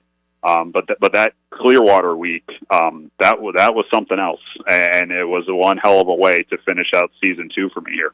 No doubt. Corey Gloor joining us, Pirate Radio Live Line. And Corey, our next guest, Garrett Short, is wearing his Chicago Bears hat, so I'll save the Bears questions for him, unless you'd like to talk about your Bears right now. I love the direction they're heading, and they come here to New Orleans in November. Oh, cool! I think I'm gonna make my attempt to go see them here. No, I'm actually rosy about the Chicago Bears. They're not going to win many games, but that's fine. They're doing what they should do. So yes, you can more specific Bears questions to later, but you should be shocked to know how optimistic I am about the Chicago Bears. That is quite shocking, but happy about your young, talented QB and the direction, as you say, the Bears are heading. Corey, thanks for joining us, man. We'll talk to you again during the football season as we preview the matchup ECU and Tulane. They'll be playing November the 4th, and we'll talk to you then, and maybe before then, but have a great rest of your summer, Corey, and we'll talk again soon, man. Flip, you're a gentleman and a scholar. You're a good man. All right. Thank you. I appreciate that. Corey Gloor joining us today here on Pirate Radio Live as we continue on our ECU opponent previews. And only a few more left to go now. We still got to talk some Rice football, which we expect to do soon with JP Heath, their play-by-play voice. Also, we'll talk Charlotte 49ers.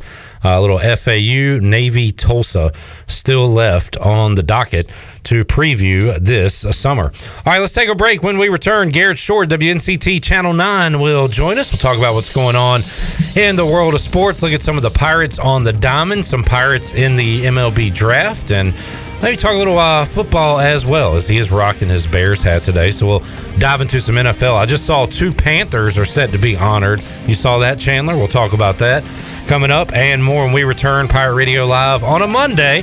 Back with you after this.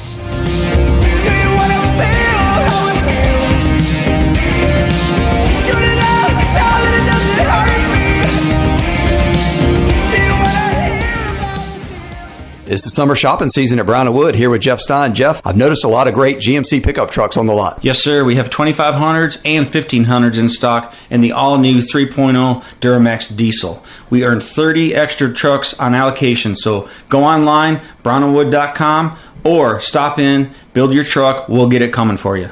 Brown & Wood, voted number 1 by the customer in Greenville. 4 brands, 3 generations, 2 rooftops, and 1 goal to make sure you leave a happy customer. Be sure to check out David Price Construction for all of your commercial or custom residential renovation and building needs. Run by ECU alumni, David Price Construction specializes in commercial projects, maintenance on facilities, and large-scale residential renovations and additions. Proud to be voted the Remodeler of the Year by the Home Builders Association of Raleigh-Wake County in 2018 and Best Business Commercial Remodel Project winner for 2020. David Price Construction, the proud ECU Home Services partner. Greetings, friends of Eastern North Carolina. If you're looking for a great place to work with competitive pay and a multitude of advancement opportunities, Pitt County Schools is hiring. We employ over 3,500 people, and we're one of the largest employers in Pitt County. We are currently seeking teachers, bus drivers, school nutrition personnel, facility staff, custodians, clerical staff, and more. We offer advanced leadership opportunities for our educators and competitive pay for our skilled labor force. If you want to be part of a thriving school system that focuses on educating students, growing our employees, and promoting positive mental and physical health initiatives, we encourage you to become a part of our Pitt County Schools family to help ensure success for the future of Eastern North Carolina. To fill out an application, visit our website today at pittschools.org. That's pittschools.org. And remember, education is truly a team effort. Pitt County Schools. Live and lead. When you walk through the doors of Villa Verde, you'll experience the sights, sounds, and smells of authentic Dominican flavors. This is Jay from Villa Verde, inviting you to come by this summer and try one of our amazing empanadas, our famous red snappers, grouper bites, seafood paella, Cuban sandwiches, and much, much more. Relax on the patio with a fresh mojito or a cold beer while enjoying one of our out-of-this-world desserts, like our rum pineapple cake or our famous tres leches. Villa Verde on 10th Street, a platform for good, and a proud supporter of the Pirate Nation. With over 30 locations across North Carolina and southeastern Virginia, Quality Equipment is your local John Deere dealer, where you'll find everything you need for your next project. Our complete lineup of John Deere lawn and garden, agricultural, and commercial worksite equipment comes with years of experience, expertise, and dedication. We know what it takes to get it done right. Stop by today or visit us online at qualityequip.com. It's bow time. Sometimes the craving for Bojangles Supremes is so strong you've just gotta have them. Even when your gas tank is on empty and Bojangles is still 10 miles down the highway. Nothing beats the flavor of Bojangles' juicy golden Supremes, especially when they're part of a perfect combo with 4 boldly seasoned chicken Supremes, a made-from-scratch biscuit, fixin', and some legendary iced tea. The only thing that can satisfy your hunger is that delicious southern flavor. So when the craving is supreme, put the pedal to the metal. It's bow time. Ahoy, mateys! It's Captain Jack Spare of R&R Tire Express. We're here to serve our pirate community by offering easy payments for easy ownership. For you landlubbers, R&R will install a new set of tires for just $20. $50 installs new custom wheels and tires. To learn more about R&R, stop by 3920 US 264 or rnrtires.com. This is ECU head baseball coach Cliff Godwin, and you're listening to Pirate Radio, the voice of the Pirate Nation.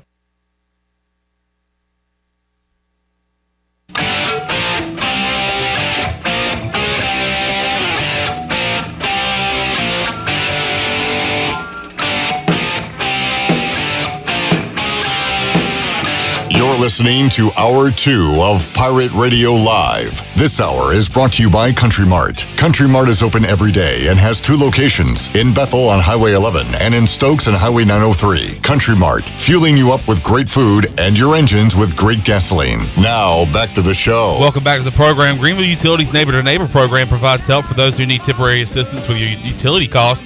You can make a difference. Your tax-deductible donation can be added to your GUC bill each month, or you can make a one-time donation. And GUC matches all donations up to $20,000 each year. Consider helping a neighbor with GUC's Neighbor to Neighbor program. Now heading back into PRL, here's your host, Clip Brock. Back with you on Pirate Radio Live. Chandler Honeycutt, got intern Joey taking over the video. Intern Connor doing a great job today. And normally at this time, we talk to WNCT Channel 9 Sports Director Brian Bailey. But I learned that he has a drink with an umbrella in it right now. So we'll talk to the hardworking Garrett Short, who joins us here today from WNCT Channel 9. Joining us in the Pirate Radio studios. Garrett, how you doing, man? Good. Sorry, Clip. Sometimes you just get the understudy. Hey, man. You know, we got Ken Watlington coming on Wednesday. We just had to get the whole Channel 9 flavor. Might as well make it a party. Yeah, no doubt. So, Garrett, how's your summer going? First of all, in Eastern North Carolina, but also finding sports to cover. How's it going for you? Well, see, that's the thing. That, jobs sometimes become so much of your life that it's kind of crazy. You cover ECU and high school and all this stuff so much, so frequently, the Hurricanes and the Hornets, and then all of a sudden you just slam the brakes and there's not much going on. So I am counting down the days. I think we're about 5 or a little over 5 weeks until the Little League Softball World Series comes to Greenville. Yeah. And up until then, it's just trying to dink and dunk your way through the workday and see, I guess, what you can come up with, because sports are not exactly aplenty right now. I know one thing you've been keeping up with, as we do as well here at Pirate Radio, is former Pirates. And luckily, ECU baseball has put enough guys into minor league and summer league and, of course, the major leagues as well with Gavin Williams, that there is something to follow each and every day. So been keeping an eye on those guys. Yeah, and obviously right now is a great time, especially even just looking at the majors. Alec Burleson playing his first full season in the majors, and he's been very solid through the first week of July. I know he was hitting .313, so you're going to have your ups and downs as a rookie, and it seems like July he's starting to settle into a groove. And of course, just a few days ago, Gavin Williams earning his first win, although he should have before, but his offense wasn't exactly helping him out through his first few starts. Yeah, I said this, that and I am spoiled as a Braves fan, especially this year, but watching a full game of Guardians Royals is not tough. Great. Yeah. Not a lot of hitting going on, but man, Gavin has been phenomenal, and you're right, he earned that first W, and it was a long time coming for him, and who knows, hopefully has found his spot there in the Guardians rotation. We'll see. And what's interesting is I didn't get to see him play in person. I got here after he had already been taken and had moved on. So you start hearing about this guy, and you keep track of MLB Top's 100 prospects and stuff. And slowly but surely, he was the 6th, and all of a sudden they moved him up to the 3rd best prospect, and then he was the top overall prospect in the Guardians. I don't know if people expected him to be this good, but he has been that good. He's been awesome. Joey, you still keeping up with the MLB draft, monitoring that? Yeah, I'm looking at it right now. So we're there in the middle of round 7, and still no East Carolina guys off the board. Yeah, I just saw that the Rays selected Gonzaga pitcher Owen Wild. Could you give us a scouting report on him as our draft guy? He's probably going to be in the minors for a long time. Okay, all right. He throws with either his left or his right hand. That's the scouting report. Still looking for that overhanded two-hand pitcher. 3 UNC Charlotte guys taken, though. All right, good stat. A guy from Campbell was taken yesterday. At least one, Matt Horvath from UNC. Gino, I believe his name was Groover from NC State. So, North Carolina, the state, getting quite a bit of attention. Yeah, I think the Braves picked up Cade Queller from Campbell. Yeah, they picked 3 pitchers yesterday, which they tend to do, and one of them will win a Cy Young Award before their time is done. I saw that the Wonder Boy, who was committed to North Carolina, Walker, what was his name? Jenkins. Yeah. Walker Jenkins, taken top 5 in the draft. South Brunswick. Yeah, and he was a name that we were keeping an eye on. Did you get to see him when they played Rose? That was the thing about the end of the year is, between me, Brian, and anyone else going and shooting videos, you had about a 50% chance or so of going to that certain game, and that was not the game I went to. But I have heard from multiple people that have seen him that he is the real deal. And the thing is, he's one of those players that he was so good in high school. Is he going to be a pitcher or is he going to be a position player? Because he can do everything. Yeah. Garrett Short joining us today inside the Pirate Radio studios. Garrett, you going to make the trip to Ann Arbor? I would really like to.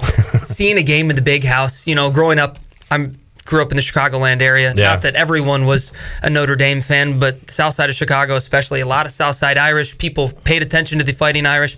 Seeing that game every year on TV between Notre Dame and Michigan, especially at Michigan, was always sweet, and I've always wanted to go to a game there. So if Brian Bailey wants to pack me in his, carry-on, we'll see what happens. There you go. East Carolina will open up with Michigan, and then the schedule gets a little lighter, but certainly not easy when Marshall comes to town and then they go to App State. Talk about a tough start and a very important September for ECU this year. Yeah, those 3 games, you don't really know what you're going to get out of Marshall. I think that we eked out a win, was that 2 years ago? Yeah, still wondering how they pulled that one out. Especially on the road. Now, of course, you return home, you got to think that that's going to be worth at least a few points or a score, but again, 2 years is a lot of time in college athletics.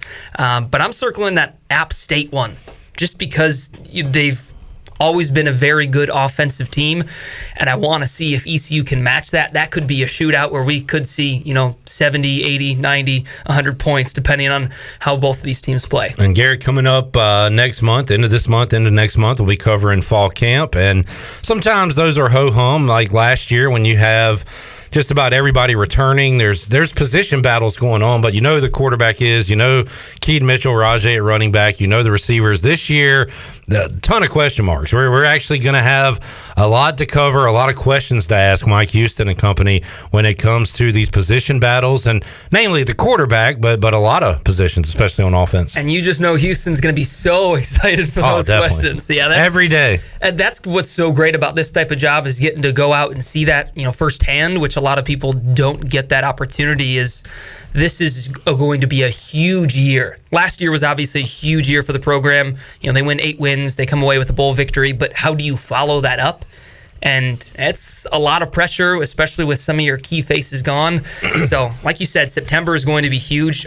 How do they survive that? How do they push through? And then from there, obviously, you just continue on with the season. But the next month and a half will be a lot of questions. As we sit here in July, fun to preview the season. Also, the talks of conference realignment and things like that going on. And East Carolina on their schedule will face some newcomers to the AAC, including Rice, Charlotte, UTSA, and FAU.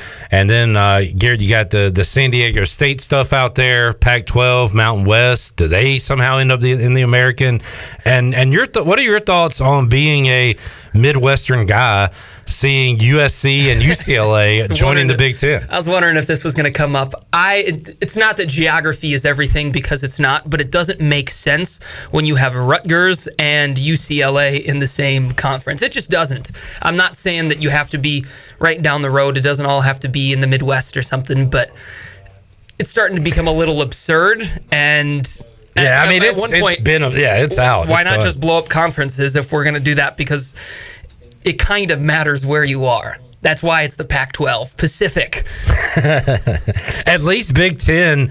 Now, what they did, they put a number on it instead of a location, and then they screwed up the number, right? Because they have a different number than 10 teams. Yeah, that's been that way for years, though, and it's just going to keep going up. Apparently, SEC and the Big Ten are going to be Big 16, and it's only Is the American the best named conference because it's all teams from America? Yeah, honestly, I think so. Write that in stone, chisel it. The SEC it continues to go west and southwest, and Atlantic coast. Not all those teams are on the coast of the Atlantic, of course. So I don't know. It makes zero sense, but it's all about It's sports. It's not meant to make sense. The case. That's right.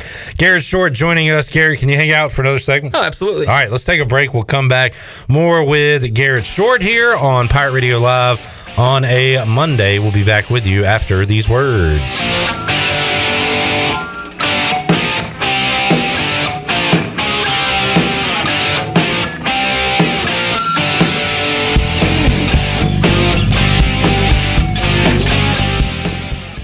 This is Aaron Williams with Ease Plumbing. This is Mike Hoggart with Viva Electric. This is Mark McGlawhorn, Roland Black Heating and Cooling. We have teamed up to form New Blue Service Group, offering Eastern North Carolina the best in plumbing, electrical, and HVAC services. Same great local team, same great local service, just a new name. Contact us at callnewblue.com. That's callnublue.com. New Blue Service Group, where we are redefining service excellence. Call us today to help with your plumbing, electrical, and HVAC services. Go Pirates. Hey, Wood Ducks fans, be sure to purchase your single game tickets online at woodducksbaseball.com. Have a big group? No problem. Book your group tickets by calling our front office at Granger Stadium. This year's schedule features the return of daily themes including Tribute Tuesday, Winning and Wind Down Wednesday, Thirsty Thursday, Mother Earth Friday, Pepsi Saturday, and Dogs and Dogs Day. Make sure to follow the Down East Wood Ducks on Instagram, Twitter, TikTok, and Facebook so you don't miss anything. We hope to see you out at Granger Stadium all season long. Let's go Woodies!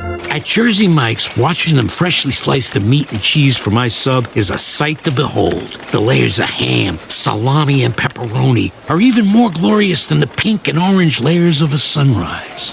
Yeah, the sun's pretty and all that, but in about 7 billion years it's going to explode, obliterating the earth and every living thing on it. And if there's no sun, there's no subs. Meanwhile, the only thing a sub ever obliterated was my hunger. Freshly sliced right in front of you. It's a Jersey Mike's thing. A sub above. You know texting while driving is dangerous. That's not new information. Yet most people admit to doing it anyway. Drivers are 23 times more likely to be involved in a car accident while texting. Know the facts and wait to text. The danger is real and it applies to you. Auto Owners Insurance. The no problem people. Information provided by Virginia Tech Transportation Institute. This is Brian Smith with Town Insurance in Greenville. Call me today at 756-8300. Go Pirates! The convenience of Pitt Greenville Airport is waiting just outside your front door. Service is back, so you're connected to destinations worldwide through flights from American Airlines. Plan your next trip. Book your flights today at flypgv.com or aa.com. Avoid the long check-in lines and congestion at the big airports and fly local at PGV. Fast, convenient, and close to home, PGV has American airline flights perfect for your next trip. Book today at aa.com. PGV, where the Pirates fly. I'm Donald Stocks, owner of Pip Marketing Signs Print. We are your one-stop shop for just about anything printed. If we're not your go-to printer, please give us a call at 355-1636. We have over 80 5-star Google reviews and want you to be our next more than satisfied and well-pleased customer. Check us out at growatpip.com or stop in to see us at 3185 Mosley Drive in Greenville. Pip, where business goes to grow. The only thing hot at Russell's in downtown Washington right now are the prices. Hi, it's Russell. Rhonda and I have been busy putting together a sweet summer sale to save you some money on your favorite men's and women's clothing. It's that time of year when we gear up for fall arrivals, so that means we've created some great deals for you. All the brands you've come to love in dress and casual are now reduced. So shop the summer sale at Russell's in downtown Washington, because as you know, it's all about you, our pirate friends and customers at Russell's in downtown Washington. Did you know that it's illegal to dig without first calling 811? 811 is a free program that locates underground utilities, marking them with flags and paint lines so you know where not to dig. Accidentally digging into utility lines interrupts service and could seriously hurt you or someone else. If you know someone who's planning to dig, encourage them to call 811 at least 3 full working days before they dig. 811 is free, it's safe, and it's the law. This message is brought to you by Greenville Utilities and this station. This is Coach Steve Shankweiler, and you're listening to Pirate Radio, the voice of the Pirate Nation.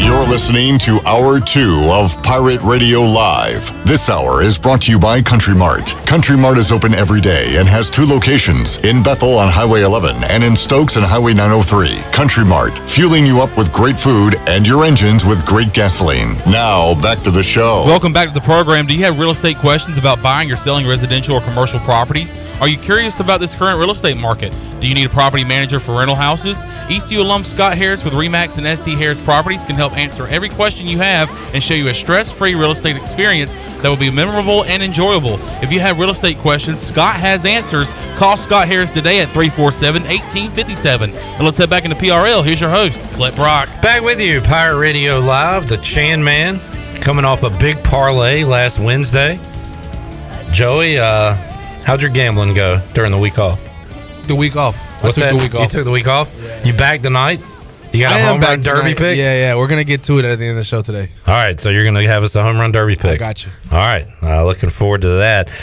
There will be a Pirate tonight on the field when the home run derby is taking place. Clayton McCullough, former Pirate, will be throwing to Mookie Betts. Mookie Betts in the derby tonight, representing the Dodgers. It'll be Betts versus Vlad Jr.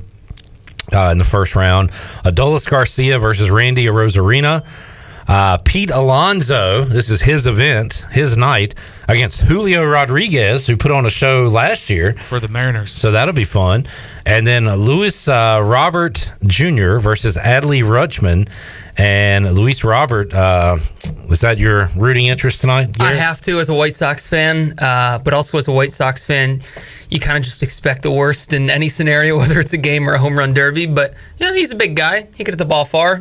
You never know. Well, Pete Alonso is a Met, and they screw up everything but this event. So maybe this could be Robert's new thing. Maybe this will be the White Sox time to shine. Well, if Pete Alonso has anything to say, I doubt it. I mean, you remember it last year. He was bench pressing in between rounds. This is the one day he comes out every year and puts 110% on the line.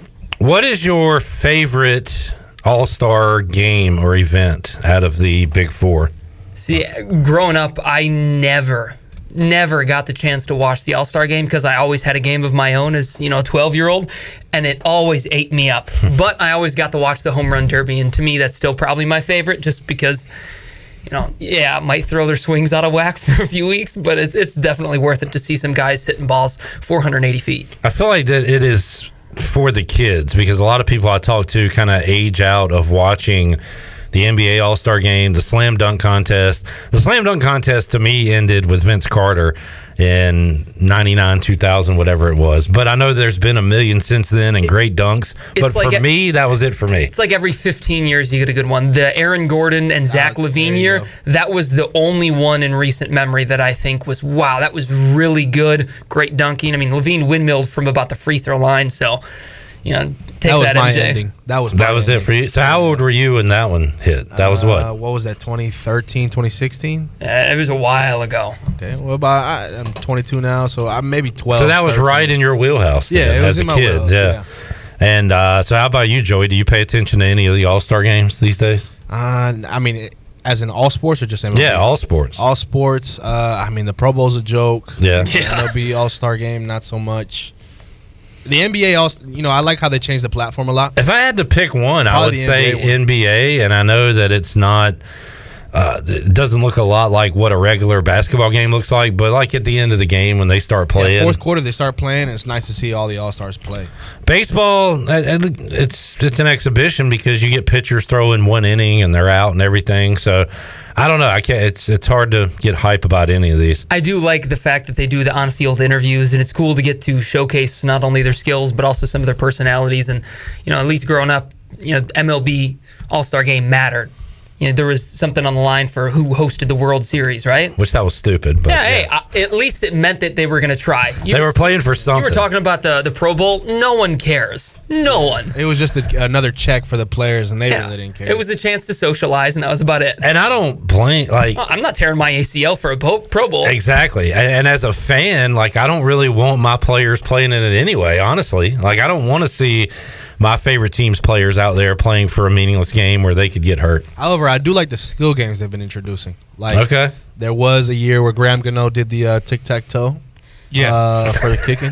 That really got your juices flowing, Joe? It's interesting. And that's what's beautiful about especially the NBA and the NFL is they're trying to get creative, playing dodgeball with the guys. Dodgeball is funny. fun to watch. You can throw it on for 15 minutes and it kind of numbs the brain.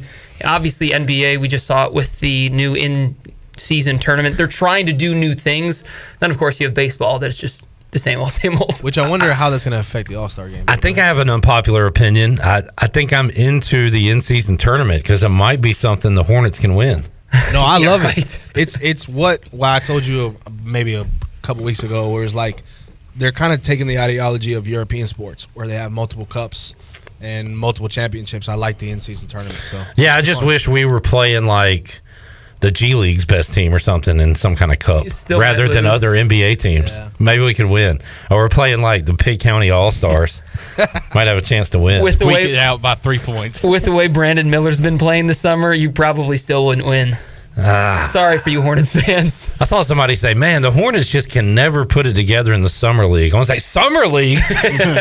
Regular season and whatever league.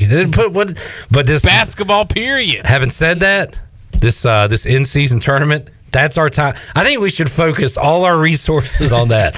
Load management the entire regular season just to have guys healthy for this. Let's win something. As long as we win the NBA Cup. The NBA Cup. Nobody cares about who wins the championship anymore. Who wins that cup? It's a trophy. It's not the trophy, but it's still a trophy. Is there a benefit to winning or no? It's just there's going to be some sort of financial incentives, I believe, but honestly, there's so many questions still up in the air that they tried to answer. You should get an auto playoff bid. That would be interesting. The Hornets would need to win it. It would definitely ensure people would still try because at the end of the day, are people still going to care? And that's the thing. Since it's the inaugural, people probably won't care much. They might not know how important it is, but 10 years from now, if it's still a thing, they're probably going to go all in. Yeah, I don't know. It's kind of wacky, but I haven't seen the format and everything. How are they taking a week off to do this? No, nope, it's just regular season games. Yep, it is built into the schedule. Whoever's in charge of setting all the schedule and logistics and everything matching up with the NBA deserves a raise with this going on. Yeah, it's a lot. So it's basically the schedule's normal. And okay. They drafted, I think it's 6 groups, 3 of the East, 3 in the West. They have whatever games that they got to play, and then it's going to come down to point system, and those teams are going to then go to Vegas. And then so is every team in it? Yep. Every team is okay, every team's in it. And then there's a knockout round where you were right, there are 3 from each, East and the West, and then the team out of those 3 that also finishes second in one of them, who did the best, also advances. So it's 4 versus 4, and then it whittles down to a championship.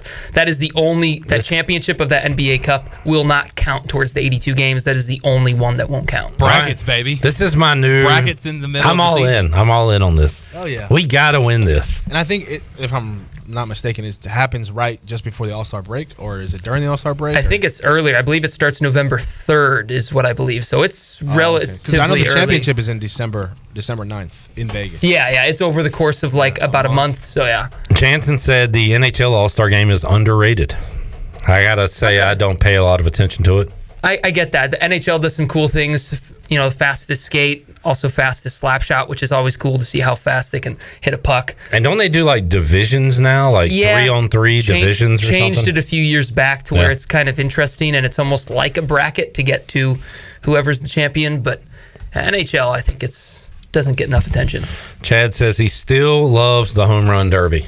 I'll probably have it on tonight, especially if Joey gives me a winner. I'll give you one right now. Right now? Oh, man. He couldn't wait. I'll give you one right now. All right. Let me pull the odds. Do you have the odds in front of you? Looking at them right so now. Pete Alonso is the favorite, right? Pete Alonso is the favorite plus 300. Okay. This is the Athletic, so please don't. What's going to happen? You think people are going to come after you? Well, last time I mentioned Sleeper, and it was a never-ending joke. So no, but second is Vladdy. Sleeper ad. Forgot about Sleeper that. Vladdy? Vladdy's at plus 350. All right. Robert's at plus 450. Plus 500 is Julio. Plus 650 is Adalis. My pick is Randy Arozarena at plus 1,000. Ooh, juicy. Yeah, I don't know. He's just kind of been in the news. He's been kind of been hot. Why has he been in the news? Mexico, WBC. And Okay. then after that, the Rays have just kind of been playing well. He's not Alaskan, is he? And he's not Alaskan. I probably shouldn't have said that. Rosarena is one of the best players, but I don't know if he'll win the home run derby. But- 'cause that's just about getting some loft on the ball. I like the odds, though. Yeah, that's what it is. I just like the little. Plus 1,000? We were talking about matchups, and I looked this up. Mookie Betts stands 5'9", and if I'm not mistaken, he matches up with Vlad Guerrero, who is 5 inches taller than him. If it was a basketball game, I know who I'd take. Exactly, but it's not. Mookie Betts, the best bowler in the world, best everything in the world, that kind of athlete. Still got to go with the underdog. And the last two were, Mookie Betts plus 1,200, Adley Rutschman plus 2,000. All right.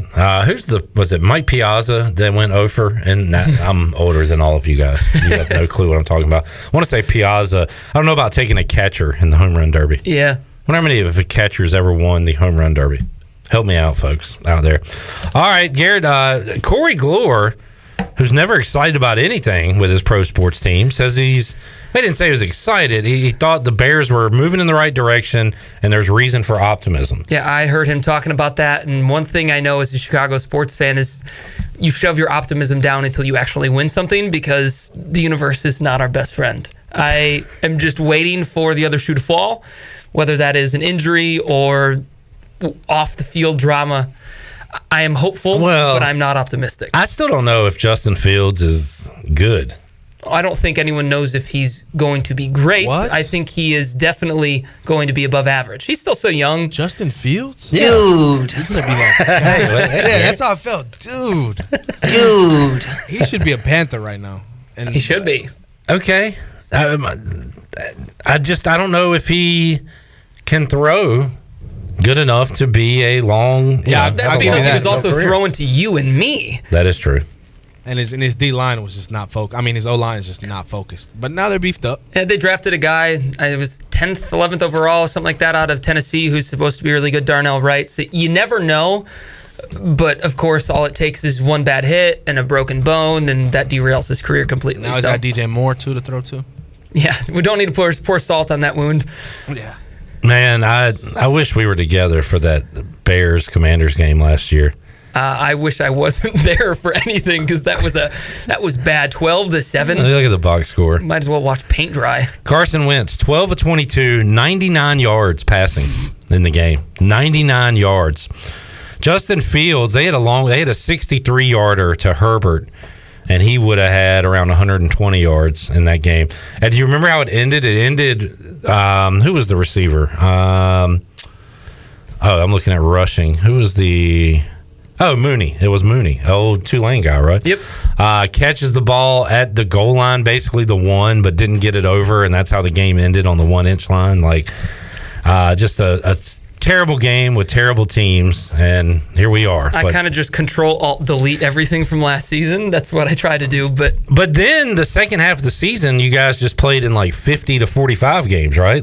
Kept scoring. Yep, so many points. Most of it was on the ground. I know we let David Montgomery walk. He's now with the Lions, but that's weird. There is some hope. At least they're on the right path, and like anyone knows, as long as you're on the path, even if you're at the very start of it, as long as you're moving forward, that's all that matters. Who's the all-time favorite Bear that you watched? Not like Walter Payton or anybody, but like... Yeah, for me, I grew up, I was born in 97, so I was around during the Brian Urlacher days, and because he was so good, and that's basically all they were known for, not like I was getting hyped up about Rex Grossman, so I really liked him. On offense, actually kind of a little bit of shared interest here. Muhsin Muhammad played for the Bears for a while. Wonderful guy for the Panthers. And then Thomas Jones out of the backfield. But the Bears have never been fun offensively. I know. Never once. Yeah. So I'm okay if they're bad. I'm just excited for them to be exciting, because if you lose but you put up 35 points, at least I saw something. Yeah. I can't do 12-7 much longer. Did you mention Hester? He is one of them. As a guy that also liked to play Madden games, I really liked him, but he was always so frustrating because I'd put him in at wide receiver in Madden and he'd be great, and he never did anything at wide receiver in real life. So I saw the Panthers are putting Moose and Julius Peppers in the Ring of Honor is what they're calling it. So, yes. Right now there's Jake Delhomme, Wesley Walls. We got Steve Smith and Jordan Gross. So now Muhsin Muhammad and now Julius Peppers will now join them. Especially Julius Peppers. I think that's a while overdue. Another former Bear, right? Yep. Yes. A lot of former, a whole bunch of things. All right, good stuff, Garrett. What you got going on the rest of the summer? Honestly, just kind of waiting game till ECU rolls around. But like I said earlier, Little League Softball World Series comes around. Yeah. Little bit of American Legion Baseball going on right now. That season is, I believe, getting towards the end. And, of course, always Down East Wood Ducks going on. And they won the first half of the season for the Carolina League North Division. And they're doing decent enough. They're towards the top of the divisions for the second half of the season, although that just started. It's kind of neat to see like what the Orioles are doing right now and what the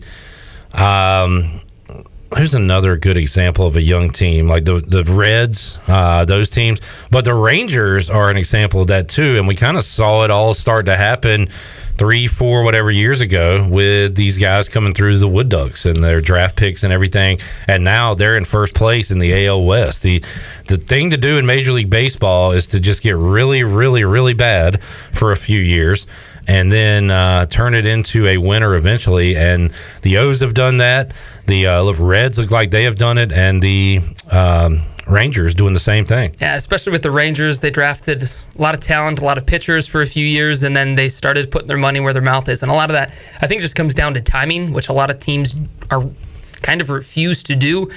But if you do it right, you build up your farm system, and then you actually pay some people. You save up money for a few years if you're really bad. Yeah. I'm not saying go Oakland A's on anyone, but save up your money and then go push the chips into the middle of the table. You can come away with a win. Draft some guys, bring in a Seager, and exactly, see what happens. Which he is making more money than I will ever sniff in my lifetime. Garrett, thanks for hanging out with us, man. Enjoyed it, and we'll talk again soon. Thanks for having me. Garrett Short, the dude. Do you remember when you said dude? Dude.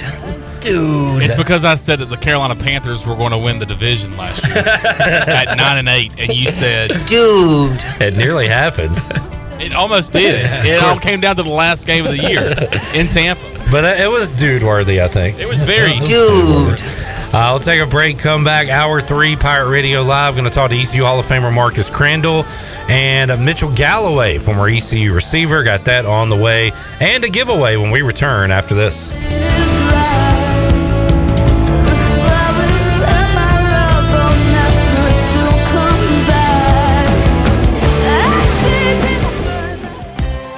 The Beach Tavern Bar and Grill has been the place to be for over 50 years. BT's is the best local sports bar in the heart of Atlantic Beach. Located on West Fort Macon Road across from Pacific, BT's has daily food specials, a late night menu, cold beer, pool, darts, and live entertainment for everyone to enjoy. Make it a summer to remember at the Beach Tavern Bar and Grill. Follow BT's on Facebook and Instagram for all the daily specials and events. BT's, the place for fun in Atlantic Beach this summer. Already planning for some fun in the sun? Don't forget to fill your cooler with the smooth and refreshing taste of Twisted Tea Hard Iced Tea. Twisted Tea tastes like real iced tea because it's made with real brewed tea. And with 5% alcohol, Twisted Tea is there to turn things up all day long. Twisted Tea Hard Iced Tea. Look for it in the bright yellow cans. Keep it twisted. Twisted Tea Brewing Company, Cincinnati, Ohio. Please drink responsibly. UBE and PirateWear.com are proud to offer the Pirate Nation its largest inventory of ECU merchandise and tailgate supplies ever. UBE has the best prices in town, so that makes UBE your one-stop shop for all things ECU. UBE does daily restocks of Champion, Adidas, and Under Armour. Don't forget to bring your young pirates to plunder the Crow's Nest, which is the only kids store dedicated to ECU. Plenty of free parking in Uptown Greenville. Visit them online at PirateWear.com. Go Pirates! Familia is your go-to spot for the best Italian dishes around, including pizzas, pastas, salads, and homemade desserts. That's Familia. Enjoy half-off wine night on Wednesdays, $3 drafts on Thursdays, or get a pizza of the week for just $12. That's Familia. Place your order online or call 689-6330, and Familia will have your order ready in their drive-thru window for pickup. That's Familia. Clip, really? Oh, sorry. Familia on Fire Tower Road in Winterville near Pitt Community College. The only thing hot at Russell's in downtown Washington right now are the prices. Hi, it's Russell. Rhonda and I have been busy putting together a sweet summer sale to save you some money on your favorite men's and women's clothing. It's that time of year when we gear up for fall arrivals, so that means we've created some great deals for you. All the brands you've come to love in dress and casual are now reduced. So shop the summer sale at Russell's in downtown Washington, because as you know, it's all about you, our pirate friends and customers at Russell's in downtown Washington. East Coast Grading and Utilities is your source for clearing, hauling dirt, and concrete work. East Coast Grading and Utilities handles all sewer and water issues as well. I'm David Bone. Whether putting in a new subdivision or helping you with any and all of your drainage problems, I can get the job done. Call me at 531-7494. No job is too big or too small. East Coast Grading and Utilities. Friends helping friends. 531-7494 for East Coast Grading and Utilities. Hey Miles, isn't it amazing to think our family has been distributing soft drinks since 1923? It certainly is, Landon, and with that comes a lot of change. But what hasn't changed is our dedication and commitment to our customers. I'm Miles Minges. And I'm Landon Minges with Minges Bottling Group. Our family has taken great pride in refreshing our neighbors, and we are proud to have remained locally owned and operated for over a century. From our family to yours, we say thank you and are honored to be a part of this wonderful community. Here's to 100 as we celebrate our employees and our customers all over Eastern North Carolina. From generations before us and to future generations.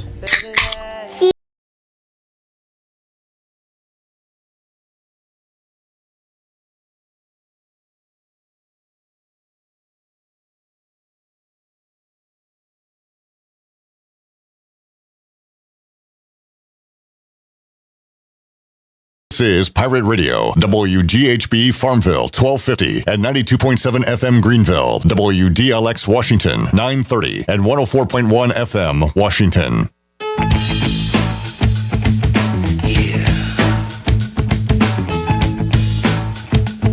You're listening to Hour 3 of Pirate Radio Live. This hour of PRL is brought to you by Bud Light, reminding pirate fans to stay in the game and drink responsibly. Bud Light, the official beer of the ECU Pirates, and proudly distributed by Carolina Eagle Distributing since 1989. Now, back to the show. Welcome back to the program. Be sure to check out David Price Construction for all your commercial or custom residential renovation and building needs.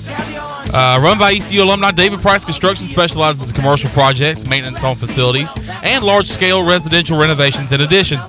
David Price Construction, the proud ECU Home Services partner. Call them today at 919-291-5532 or visit them online at davidpriceconstruction.com. Now let's head back into PRL. Here's your host, Clip Brock. All righty, back with you here, Pirate Radio Live. David Price Construction. Countdown to Panthers practice. 16 days away from the first practice, July 26th at 10:15 a.m. All practices on Wofford Fields unless specified. We'll see if we can get Joey out there with a microphone. Out in, what's that, Chandler? Spartanburg, South Carolina. Beautiful facility out there at Wofford College. What are y'all looking forward to this training camp? What are you keeping an eye on? What are your questions that you want answered? Go ahead, Chandler, you first. I guess Connor's saying from the back row quarterback. So I guess you want to see Young Bryce Young. Ready to see live reps from Bryce Young. I've seen plenty of practice reps, and we'll see plenty of, I guess, scrimmage reps and film study and stuff. And then, hey, can you park that truck? Thank you. I hate those people out Man, there. they just keep it. Yeah. God. But no, I guess I'm looking forward to, other than quarterback, maybe to see how this wide receiver room looks because. There's a lot of new faces. It's a lot of familiar faces around the league with Adam Thielen and DJ Shark, and you got a tight end now in Hayden Hurst, who was a former number 1 pick for, I believe, Atlanta a few years ago. So I'm ready to see kind of, I guess this meshes in with the quarterback room, but to see how Bryce Young is connecting with these guys. With Adam Thielen, with Terrace Marshall Jr., who we haven't seen his full potential yet, and DJ Shark.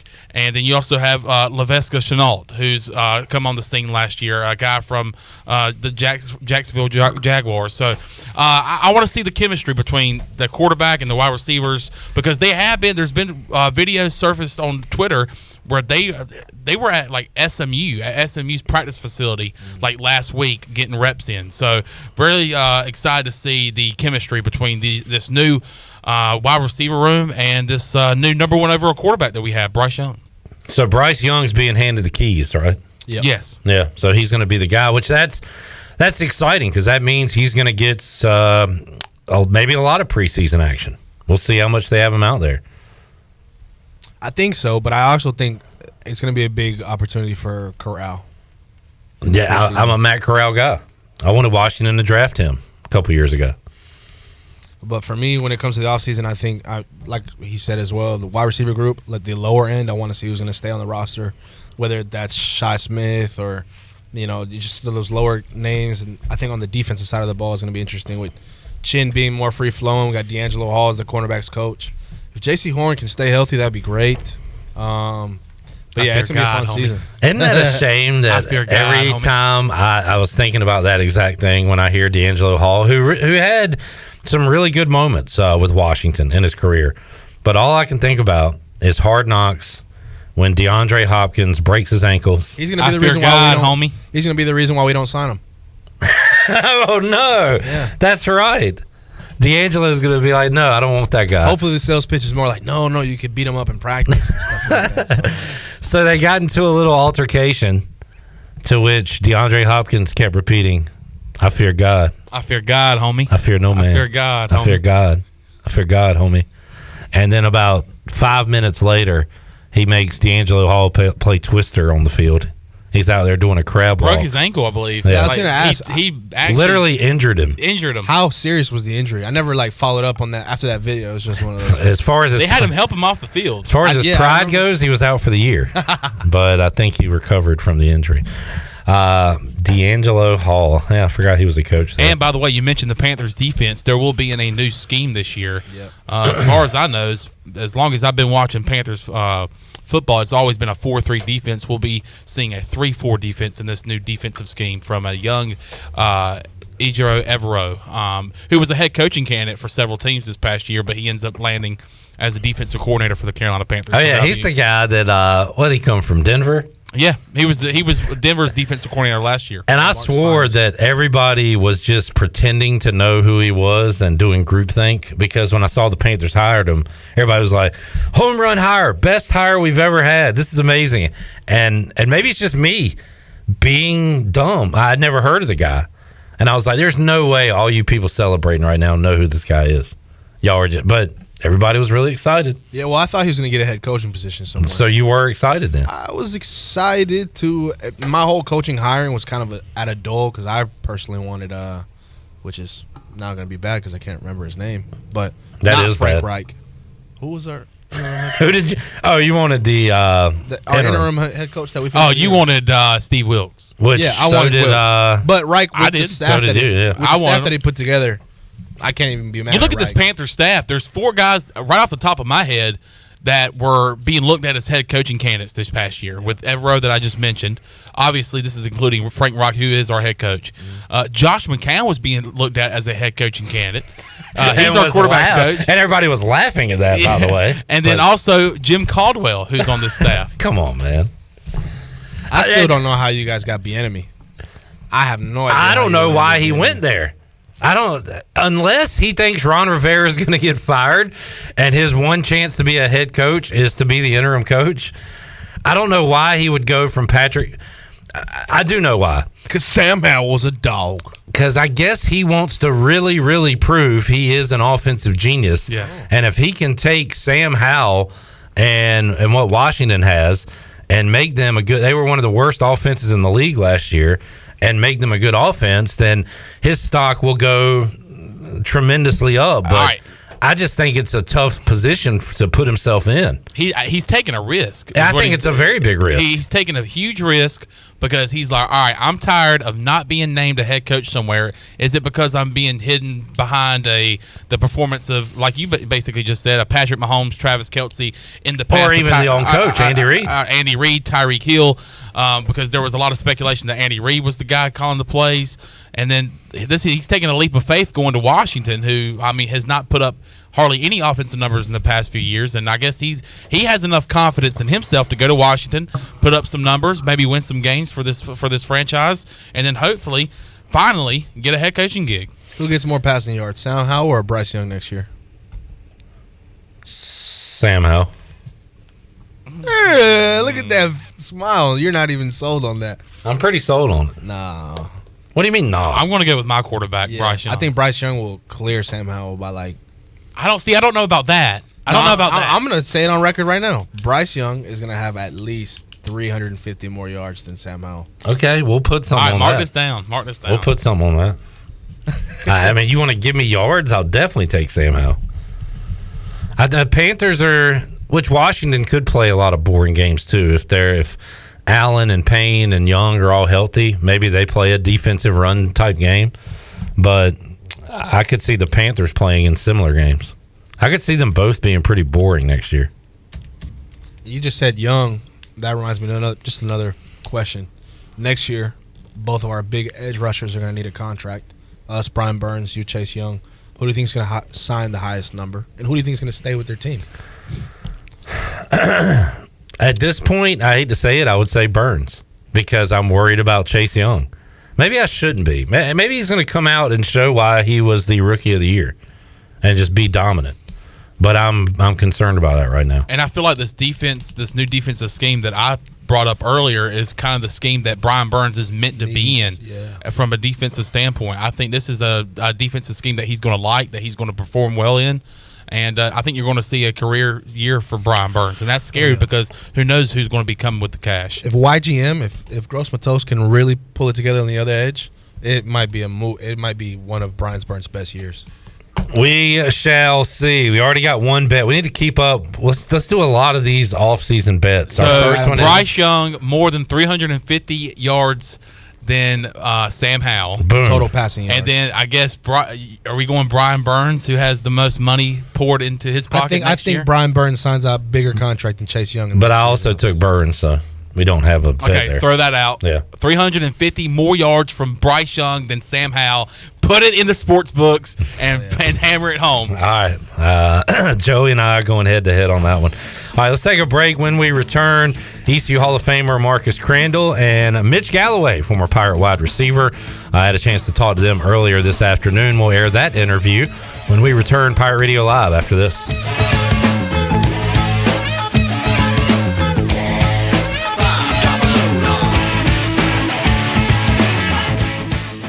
This is Pirate Radio, WGHB Farmville, 1250 and 92.7 FM Greenville, WDLX Washington, 930 and 104.1 FM Washington. Here at Brown & Wood with Jeff Stein. It's summertime, and Jeff, you guys have a new car wash. We do. We put in a brand new car wash just for the customer. So when you come in, get your vehicle serviced, we wash, dry, vacuum your car for free. It's state of the art, but free to the customer. And this summer, you have an AC special. It's summertime. Air conditioning units are breaking left and right. But guess what? At Brown & Wood, all summer, I have free diagnostics on all air conditioning issues. Only at Brown & Wood. Do you want to get rid of wrinkles, tighten and lift your skin, smooth skin texture, erase veins and brown spots, and get rid of unwanted hair? Are you interested in Botox or filler? Contact the licensed professionals at Beauty Bar MediSpa on Red Banks Road in Greenville. Free consultations available. Visit us at beautybarmedispa.com. Follow us on Instagram and Facebook. Enjoy your visit. Love your transformation. Go Pirates!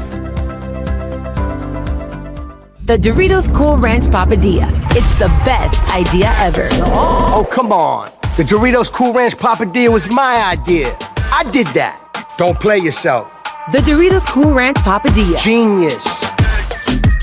Hey, Pirate fans, Papa John's is the MVP move for game day or any day. Place your order online at papajohns.com and sign up for Papa Rewards. Papa John's, better ingredients, better pizza. Go Pirates! With US Cellular, it's just $19.99 per line for 1, 2, or 3 lines. So you don't need that robot daughter you built to get a 4th line for family plan pricing. Oh, Rope Elizabeth? She's not gonna like that. The robots will prevail. Oh boy. Get the low rate of $19.99 per line. US Cellular, built for us. Terms apply. Visit uscellular.com for details. We value human connection with fewer distractions. US Cellular, built for us. Visit your US Cellular authorized agent, Atlantic Wireless, with locations in Snow Hill, Bellhaven, and In Greenville. studio today with Frank Lee with Appliances Superstore. Frank, why should people go see you? We make buying appliances easy, just that simple. We have the largest selection of in-stock appliances in Eastern North Carolina, which helps our customers save money every day. We offer a 12-month warranty on all our appliances, plus we deliver and set up your new appliances and remove your old ones. Come visit us at the Appliances Superstore off 264 behind the new DMV, or shop us online at appliancessuperstore.com. Remember, we make buying appliances easy at the Appliances Superstore. With over 30 locations across North Carolina and southeastern Virginia, Quality Equipment is your local John Deere dealer, where you'll find everything you need for your next project. Our complete lineup of John Deere lawn and garden, agricultural, and commercial worksite equipment comes with years of experience, expertise, and dedication. We know what it takes to get it done right. Stop by today or visit us online at qualityequip.com. You've worked hard to make your business successful, and that's why it's really important to always have a bank that's in your corner when you need them. This is Chris Richards from First Bank, and our experienced team of local bankers includes Lee Watson, Ashley Capps, Bonner Latham, Josh Hooten, and Heath Nisbet. To get the business services that are right for your business, come and see one of our experienced team members at First Bank on Arlington Boulevard in Greenville. First Bank, together with our customers, we're creating a world where individuals and communities thrive. Member FDIC. Did you know 1 in 5 Americans use alternative wellness practices? And this number is growing, with good reason. Your CBD store empowers modern wellness through premium hemp products. We're the #1 CBD brick and mortar in the world, with products for sleep, focus, recovery, and more. Our products are the gold standard in hemp wellness. Your CBD store, Greenville, 420 East Arlington Boulevard, or call 999-5127. Must be 18 years of age. This statement has not been evaluated by the Food and Drug Administration. This product is not intended to diagnose, treat, cure, or prevent any disease. Pirate Radio. And I can promise you, there will be no quarter, ever, from ECU football. Go Pirates. The voice of the Pirate Nation.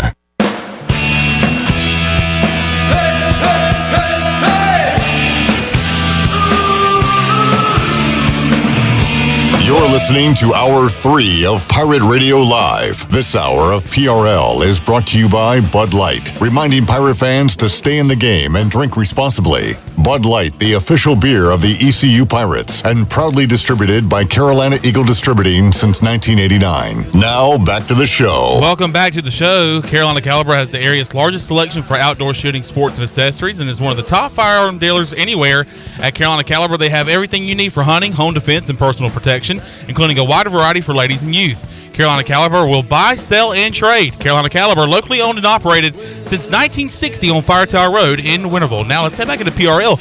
Here is Clip Brock with former Pirates Marcus Crandell and Mitchell Galloway. All right, let's head out to the Pirate Radio Live line and talk to a former Pirate, Mitch Galloway, joining Marcus Crandell and I here on Pirate Radio Live. And Mitch, we appreciate your time. How you doing today? I'm doing great. How you guys doing? Doing great, Mitch, man. It's great to hear from you again. You and I have been keeping in touch lately here, but despite our daily lives of what we do on a daily basis. But man, it's good to hear from you, and good to have you on the show for sure. Absolutely, man. I appreciate you guys getting in touch and calling. I always look forward to things like this. Well, let's catch people up on what you're up to today, Mitch. So tell us what you're doing these days. What are you up to now? Well, a lot of things have changed or transpired since I think we last spoke. Last time I spoke to Marcus in regards to live on the radio and so forth. But still coaching football. Still with Dean Boyd or Dr. Dean Boyd at York Comprehensive High School.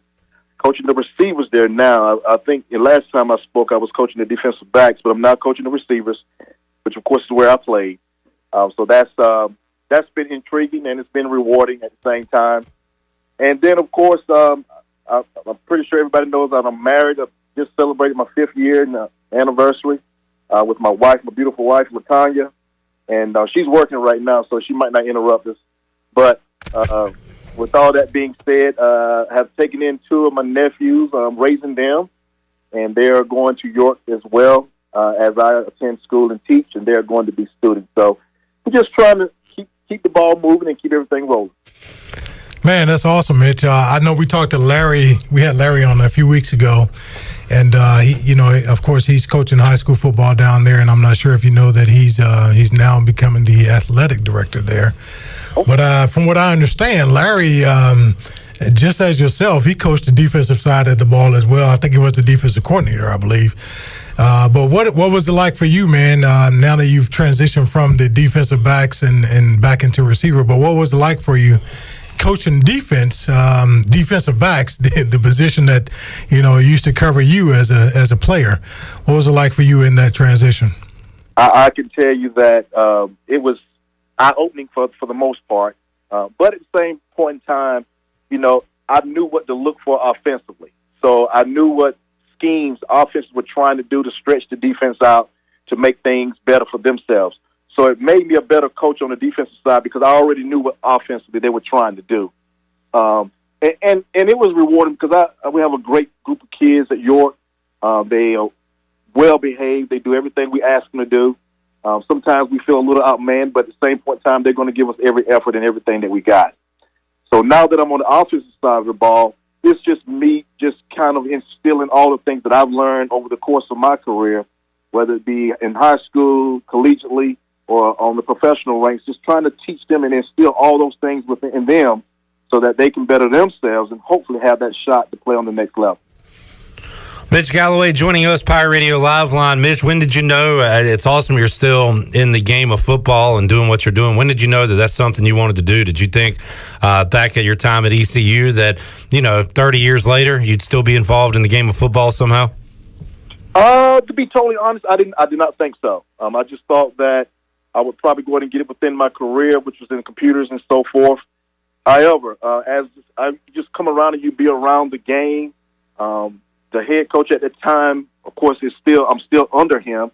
He just asked me to come on and be an analyst, so to speak. Be an analyst and just kind of help out a little bit and just talk to the kids whenever I had an opportunity or a chance. And then he was the one that kind of pushed the whole coaching aspect. And I told him, I just didn't know. I didn't know if I was ready for that opportunity because I didn't want to come in. And, most of the times when you're fresh out of playing, you're kind of a little bit harder on the high school kids because your expectations are a little bit higher. So he just told me to take my time whenever I was ready just to kind of come back in. And I would say probably within maybe 2 years, I walked back up to him and told him that I was ready to kind of come on board. And that was back in the early 2000s. And we made it happen. Awesome, Mitch. You talked about spreading the knowledge, so to speak, in regards to your kids. We call them kids, but they're young men growing every day in regards to life and the sport of football in your position. That is, what's this been like as far as when you talk to kids nowadays? I think they are a little bit more hungry in regards to. They ask a lot of questions about, like you said, you try to give as much knowledge as possible, but they ask a lot of questions about, say, defensive side of the ball. They ask a lot of questions of, why are we doing this? What is this for? And all those kind of things. So your expertise as far as a player and then being able to transition that into the defensive side, it definitely helps those kids a little bit more in regards to that, right? You get them seeing the field the way you see it, the way you saw it when you played football. And how do you think they adapt to that as far as the information that you've given them? Absolutely. I think the biggest thing that, that I've learned with the group of kids that we have is that everything is about, it's not really the team of me, but it's more so about the offers. What can I do to make a play? What can I do to make a highlight tape? But what I tend to learn is that some things never change, and that's watching film. When you can watch film together and you can show them how things come together, and it makes the defense work or the offense work and so forth, then it helps me out. So watching film is probably the biggest thing or the biggest tool that I have, because anytime they can say, well, Coach, I still made that play, I can always go back to, but you could have made that play a lot easier if you would have done your responsibility the way that it was taught. But so I just try to break it down to them in that regard. My ministry is just to help the kids in any kind of way I can. Try to be a father figure to them as much as I can, and make sure that they make wise decisions. Like you say, they're going to ask a lot of questions. Sometimes it doesn't have anything to do with football. But when it does pertain to football, I always try to go back and show them the film and show them exactly what is needed, why it's needed, and why each and every person on that field plays a critical and a very relevant role on that side of the ball. Man, I think that's important. And Mitch, you coming from a small town, small high school, just as myself, man, I can probably count on maybe both hands how many times I watched film in high school, but it was probably more towards the end of my career. Yeah. When we watched film. But I think my visualization started early in regards to preparing and all of those things, and because we didn't have the film as much. And now you have that opportunity to do that with those kids. I think it's definitely going to bode well for you all. Absolutely. I can tell you this, Mark. Everything is at the click of a button on a cell phone. And of course, me being a little older, us being a little older, I had to kind of learn how the technology worked, just to kind of say, look, this is the clip that where you could have worked on something a little bit different, or this is the clip where I thought you might have took a false step, or whatever the case may be. And it's just the click of a button where you can just send to them, and it's just instant. So it's instant feedback in regards to how I send it to them and how they send their response back and say, okay, Coach, this is what we'll work on next time when we get in practice and so forth. And man, like you said, we didn't watch film like we should have, but once near the end of our career, we understood the importance of it, and we understood why it's relevant to the game, even as long as it's in existence. Absolutely, man. And you talked about not having the coaching as part of your plan, so to speak, and being the computer guy. That expertise actually kind of comes into play sometimes. Right now, it makes it a little bit easier for you, right, to adapt. Yes. Absolutely. You gotta think through things. You got to sit down and first you got to make a plan, and that's pretty much everything you do from Monday through Thursday. You put together a plan. You go out there and practice it. You practice, and then hopefully on Friday you get a chance to make that everything kind of work all together. So I just hope and pray, man, that the kids kind of understand that. And I tell them this every day. I tell them I love them. I say, look, guys, I'm only here to coach you, and I might coach you every play.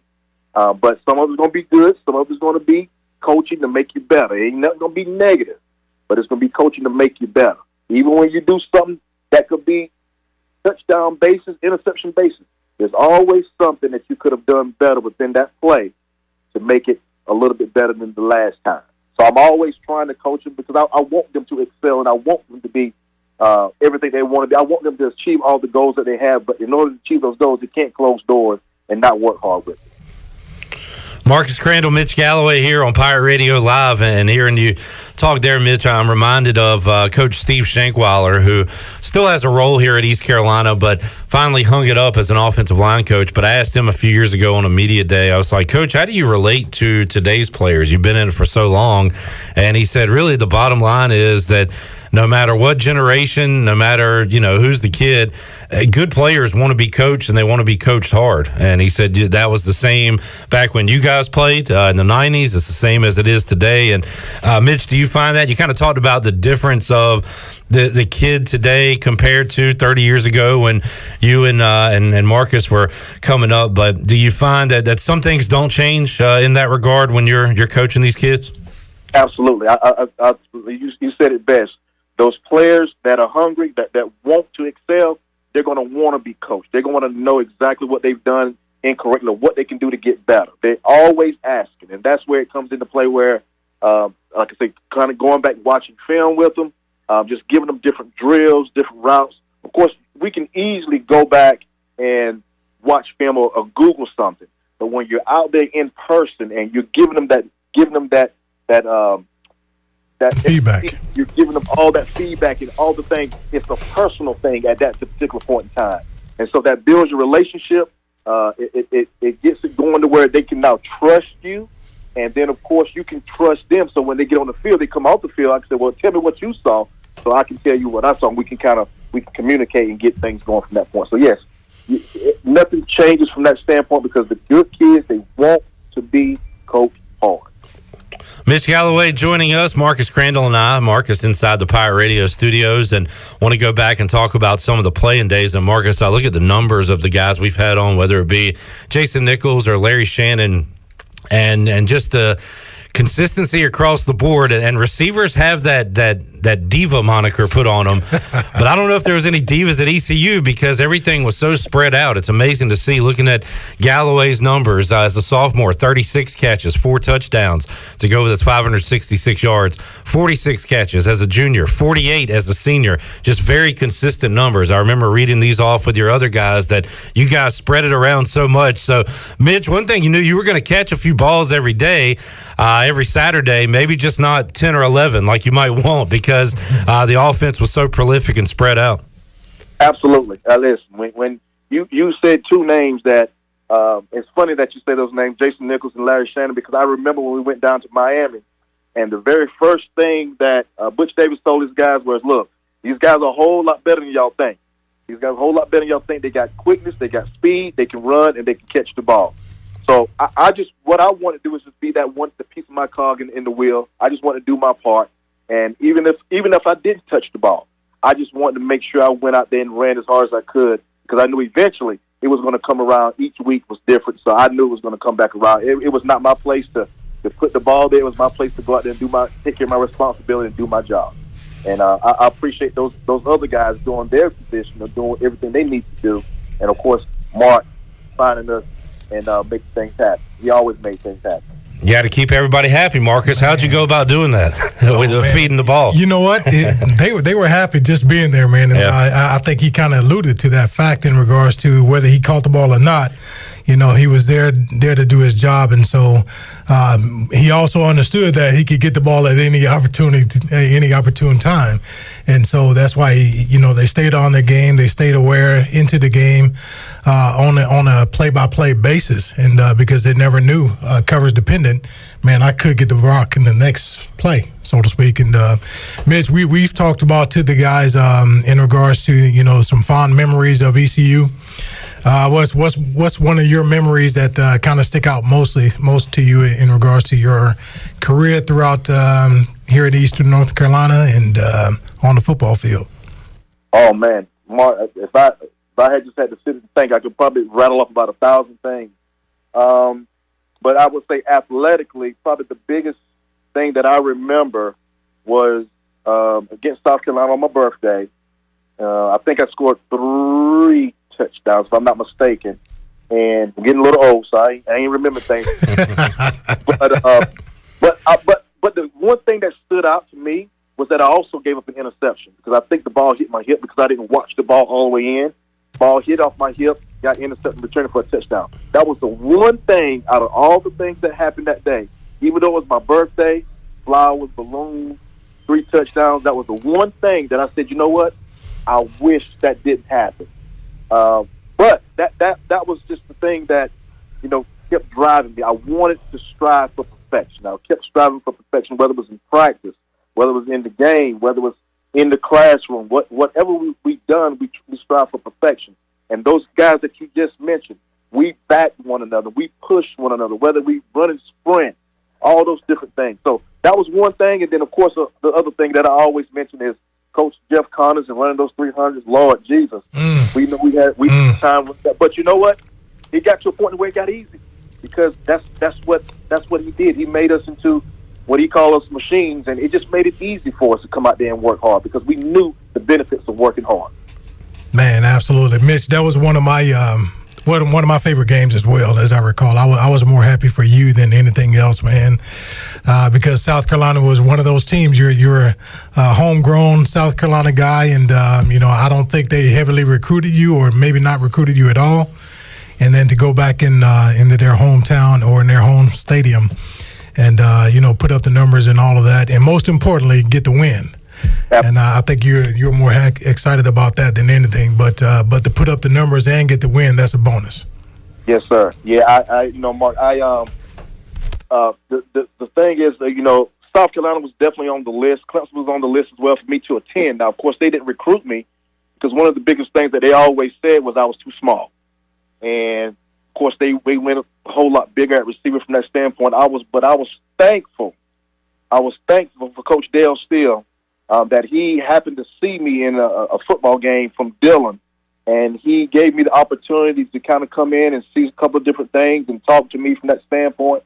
And he just said, "Look, I don't think I want you to do is come up here and watch Deion Johnson, because this is where you go. This is what you're going to play if you come up here to play. If you decide to come up here, Deion Johnson couldn't have been no bigger than me in high school." And I was loving the opportunity just to watch that offense roll with Jeff Blake and the crew. Galloway and all those guys, Clayton Brown, all those names, man, it just kind of rings a bell and it kind of brings things back into fruition. Where I said, you know what? I was too small then, but once I got into the weight program, got a little bigger, got a little stronger, got faster, made things a whole lot easier. Talking to Mitch Galloway, and Mitch, you mentioned South Carolina, and this current Pirate roster has some South Carolina boys on the roster. In fact, I see one that maybe we'll be more familiar with as the year goes on, but Taekwon King is from Dillon, South Carolina, I see. But Mason Garcia, the quarterback, one of my favorite Pirates, Rajay Harris, also a South Carolina kid. So how much are you keeping up with what's going on with ECU football today? And you watching them on Saturdays, trying to keep up with your old guys? We're trying to watch them on Saturdays. For the most part, it's kind of like visiting other schools, taking kids to other schools and things of that nature, like the games and things of that nature. But I am familiar with those names because, they, like I said, they are from South Carolina. Dillon, of course, is in my backyard. Marlboro County and Dillon were main rivalries back then when I went to high school. And, of course, their head coach is Kevin Roller, so he and I played football together. He was my quarterback. We graduated together. He was my quarterback in high school. So I keep up with those guys for the most part, and he kind of tells me, we got a kid. I think the Harris kid played running back, correct? Yeah, Rajay, from Burns, I believe. Yes. So they kind of keep me posted on a few things so I can kind of keep my eyes on those different things, especially from the South Carolina kids, and make sure that we back them and support them as much as we can. Well, that's interesting, though. You said a lot of your Saturdays are spent in college football stadiums on visits and things like that. So where all do you go throughout the college football season after you're done playing on Friday nights? What do your Saturdays look like? My Saturday can look anywhere from Newberry to the University of South Carolina, Clemson, a couple other schools that were recruiting our kids. We actually had a kid that is probably going to get accepted up to West Point. And then a couple schools in Virginia, some smaller schools and so forth. But Campbell, we're just pretty much all over the place. Yeah. Wherever they need to go, we're loading up the car, putting gas in, and we're riding. That's awesome. That is awesome, man. Good stuff. Talking to Mitch Galloway, joining us. Mitch, here you go. Who were your favorite receivers when you were coming up playing while you were in high school, college, and who are your favorite guys to watch today? So we'll go old and new. Wide receivers. Who are your favorites? Oh my gosh. Well, let's just kind of go outside the box because when I played in high school, I was a running back. Okay. So I used to watch guys like Gale Stairs, older film. I used to watch Walter Payton. Barry Sanders, Marcus Allen was a big favorite for me as well. But as I transitioned to wide receiver, to be totally honest, I didn't get a chance to watch much of the wide receivers because I was already transitioning from running back to wide receiver. So it's more so Doug Martin and Dale Steele just kind of teaching me the game. But I learned from Clayton Driver. I learned from Alan Williams. I learned from all the guys that were before me, Galloway, all those guys that were in the fold. I kind of learned from those guys going forward, just kind of learning what to do and what not to do. Now, of course, once I got in the professional ranks, then you had like the Steve Taskett, you had the Eric Moles, and you had those guys that would just kind of break things down. Andre Reed was probably one of the most prolific wide receivers I've ever seen run because he never took plays off at all. and I don't think I ever saw him drop a pass in practice. So that was the thing that I learned from him just going forward and just kind of moving to those aspects of saying, you know what, this is what these guys are doing to be in the professional rank. This is what I kind of need to emulate, but add my own little twist to it to make it work for me. Mentioned Eric Moulds, one of the most underrated receivers of our time. I hadn't heard that name in a long time. He was great. So you mentioned some Bills there, Mitch. So tell us about your post-ECU career. What did you do in the game of football professionally? Well, I can tell you the very first thing I learned was that it's more of a business than expected. I can tell you that. But I can tell you that it's still a game of you going out there having fun, working on your craft, doing everything that you need to do to get better. It's a little bit more, I'm not going to say it's more competitive, but I'm going to say that the windows are not as open as they would be in college or high school. So you just got to make sure that you are on top of your game, make sure that you're understanding the different things as far as how different people are going to approach you. I watch more film of our guys on our team defensively so I can learn how to beat them so they would make me better. So I always studied them, studied what foot they had up, studied what foot they like to jam, what hand they like to jam with, so that I could make sure that I encounter or counter what they were trying to do, just to have a better practice and understand what I need to do to get better. And those guys were great, man. I'm telling you, I had nothing but a great time with those guys. They took care of me for the most part, bought a couple suits for me and everything. And you don't have a lot of money once you get as a rookie, so they make you do everything. But I enjoyed it. It was a little short-lived, but hey, I was thankful and blessed. And I give all credit to my Lord and Savior, versus Lord and Savior Jesus Christ, because he just put the light on me to say, look, if this guy can make it with the power that I put in him, that all of y'all, if y'all just invest in me, I can make it happen for you too. Amen, amen, amen to that, brother.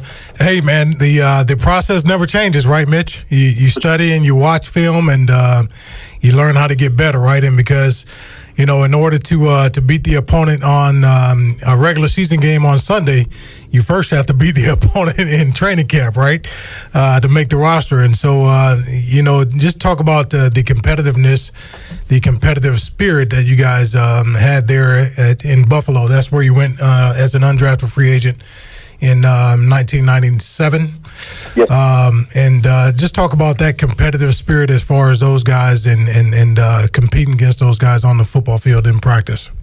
Absolutely. And the biggest thing that I had to learn going there was that their arm length was a whole lot different than the arm length that I was used to going up against. However, I was with one of the greatest receivers of all time, Charlie Joyner. He just basically, look, Galloway, you have one thing that you have been blessed with, and that is speed. A lot of times you don't have to be pitter-patting on the line, working your foot fire. You just need to run. And that's going to scare them more so than anything. So if you just run and just one little quick move, you're going to get by them. And once you get by them, I'm going to teach them other techniques to kind of reach them and all those kind of different things. But it was very competitive, man. Very competitive. A big name that came from South Carolina, of course, that played at Notre Dame, was Jeff Burris. He played at Northwestern. And once I got there, he was a safety there.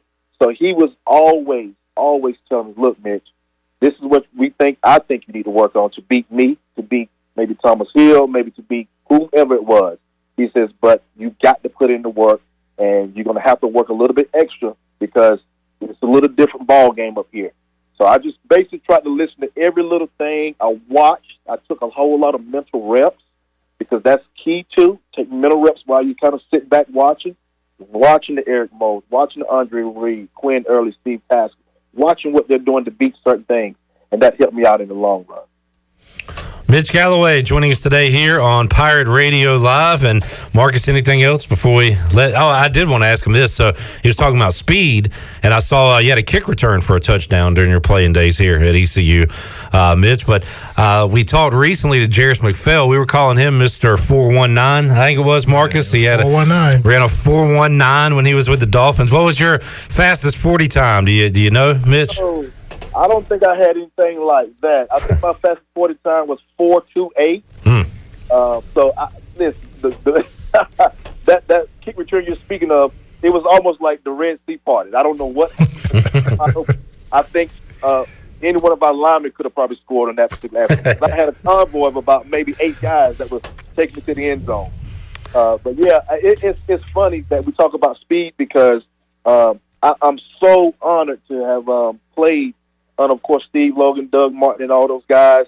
But I'm also more honored to have been with Coach Jeff Connors, man. I'm telling you, he has done so much for that program and done so much for us athletically as far as speed and strength. And now that he's about to, and I'm praying that he gets inducted into the East Carolina Hall of Fame because it's so well deserved. He's earned it, and I think he's so deserving of it because I'm telling you, I came there running the 4.6, and I left there running the 4.3, 4.2. Man. And, Jarris, you just echoed what Jarris said. Jarris gave him the credit for that speed. And Coach Connor's name always comes up, Marcus, in these chats with these former players, teammates of yours. Absolutely, man. And you can't say enough about Coach Connors and what he's done for this program. And really the results of what he did then are still kind of going forward to the Pirate Nation today. Absolutely. All right, Mitch, it's been awesome talking with you. Marcus, got anything else? Yeah, last thing, man, is, all the guys that have been on here, man, I just express, while we're on here and alive and well, my appreciation for you, brother, our time at ECU. Thank you for being a Pirate. Thank you for being a good friend, a good teammate, and just a good person overall, man. I appreciate everything that you do and have done. Absolutely, Marcus. Man, I express those same sentiments, man. 214 is always in the house. Absolutely. But I love you, brother, and I'm sure we'll be hooking up pretty soon, and we'll get a chance to check out a couple of games and go from there. Absolutely. Talk to you soon, man. Absolutely, brother. All right. Marcus Crandell, Mitchell Galloway from earlier today. Great conversation with the former Pirate, and we'll check in again with the Cran Man coming up this Thursday on Pirate Radio Live. Right now, we will open up the booty bag and make you a winner. If you are lucky caller number 4, we got a giveaway for you. Chandler, do you know what we'll be giving away today? Take a pick. How about let's kick off the week right. Let's do a shrimp taco lunch courtesy of Chico's. Shrimp taco lunch on the line, 317-1250. New month, everybody eligible. We'll have our winner and more when we return on Pirate Radio Live after this.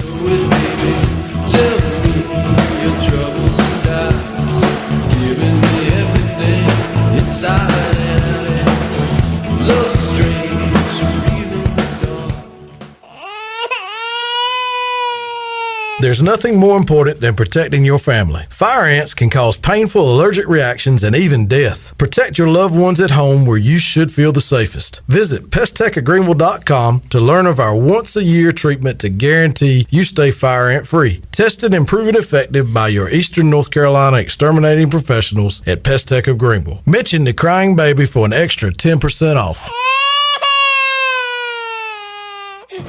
Serving those who serve is a lifelong mission, one that Budweiser supports with Folds of Honor. Together, they've been helping military families for over 13 years by funding life-changing scholarships. So join me in raising a Budweiser to raise funds for families for American heroes. Grab a case of Budweiser today at your favorite local retailer. Proudly distributed by Carolina Eagle Distributing, supporting our military veterans and the Pirate Nation since 1989. Enjoy responsibly. Copyright 2023 Anheuser-Busch Budweiser Lager Beer, St. Louis, Missouri.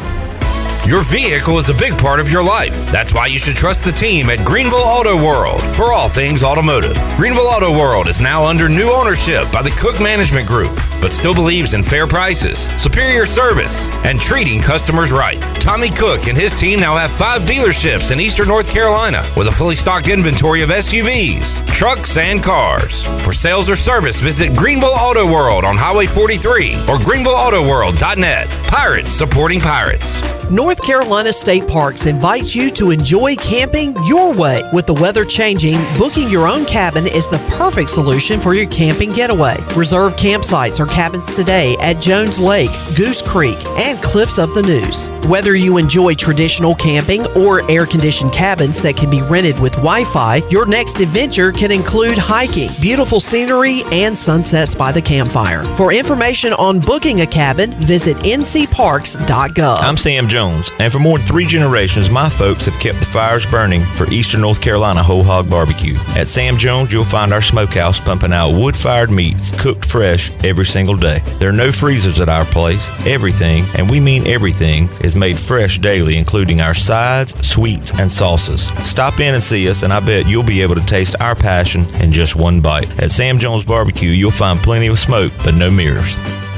Hi, I'm Annalie Newhoff. And I'm Rob Campbell. And we are with CopyPro. We have been locally owned and operated here in Eastern North Carolina for almost 50 years. CopyPro is the leader in office technology. Does your business struggle with keeping printing costs low or producing professional documents? Here at CopyPro, total customer satisfaction is our #1 priority. We have a variety of solutions to help reduce your printing expenses and make your business more productive. Call us today at 1-800-682-6558 or online at copypro.net. CopyPro, we are the professional office systems people. Have you ever seen those exotic aquariums like the guys do in Las Vegas on television? You ever thought about having one of these aquariums in your business? It's more affordable than you think. This is Hal Pruitt with rentafishtank.com. We can make having an aquarium in your business turnkey with no work, cleaning, or hassles for you. Rentafishtank.com creates a relaxing atmosphere and keeps children occupied. Rentafishtank.com already services many dental, pediatric, and doctor offices, plus hospitals and senior living centers. Check us out at rentafishtank.com. Before anyone walks into your business, the outside is what they see. Make sure your first impression is a good impression with the right curb appeal. Hi, this is Daniel Andrews from Dan Andrews Lawn Service. We specialize in making your business look great. Let us handle all your professional landscaping needs. We do it all so you don't ever have to worry. Residential services are also available. Call us today at 717-8006 and we'll come out and give you a free quote. Taking care of your landscaping needs is all we do, and we've been doing it for over 20 years. You can trust our reliable team at Dan Andrews Lawn Service, covering all of Eastern North Carolina. Pirate Radio. It's great to be on. This is an honor. You know, Pirate Radio is kind of a cult following around North Carolina, so I'm excited. The voice of the Pirate Nation.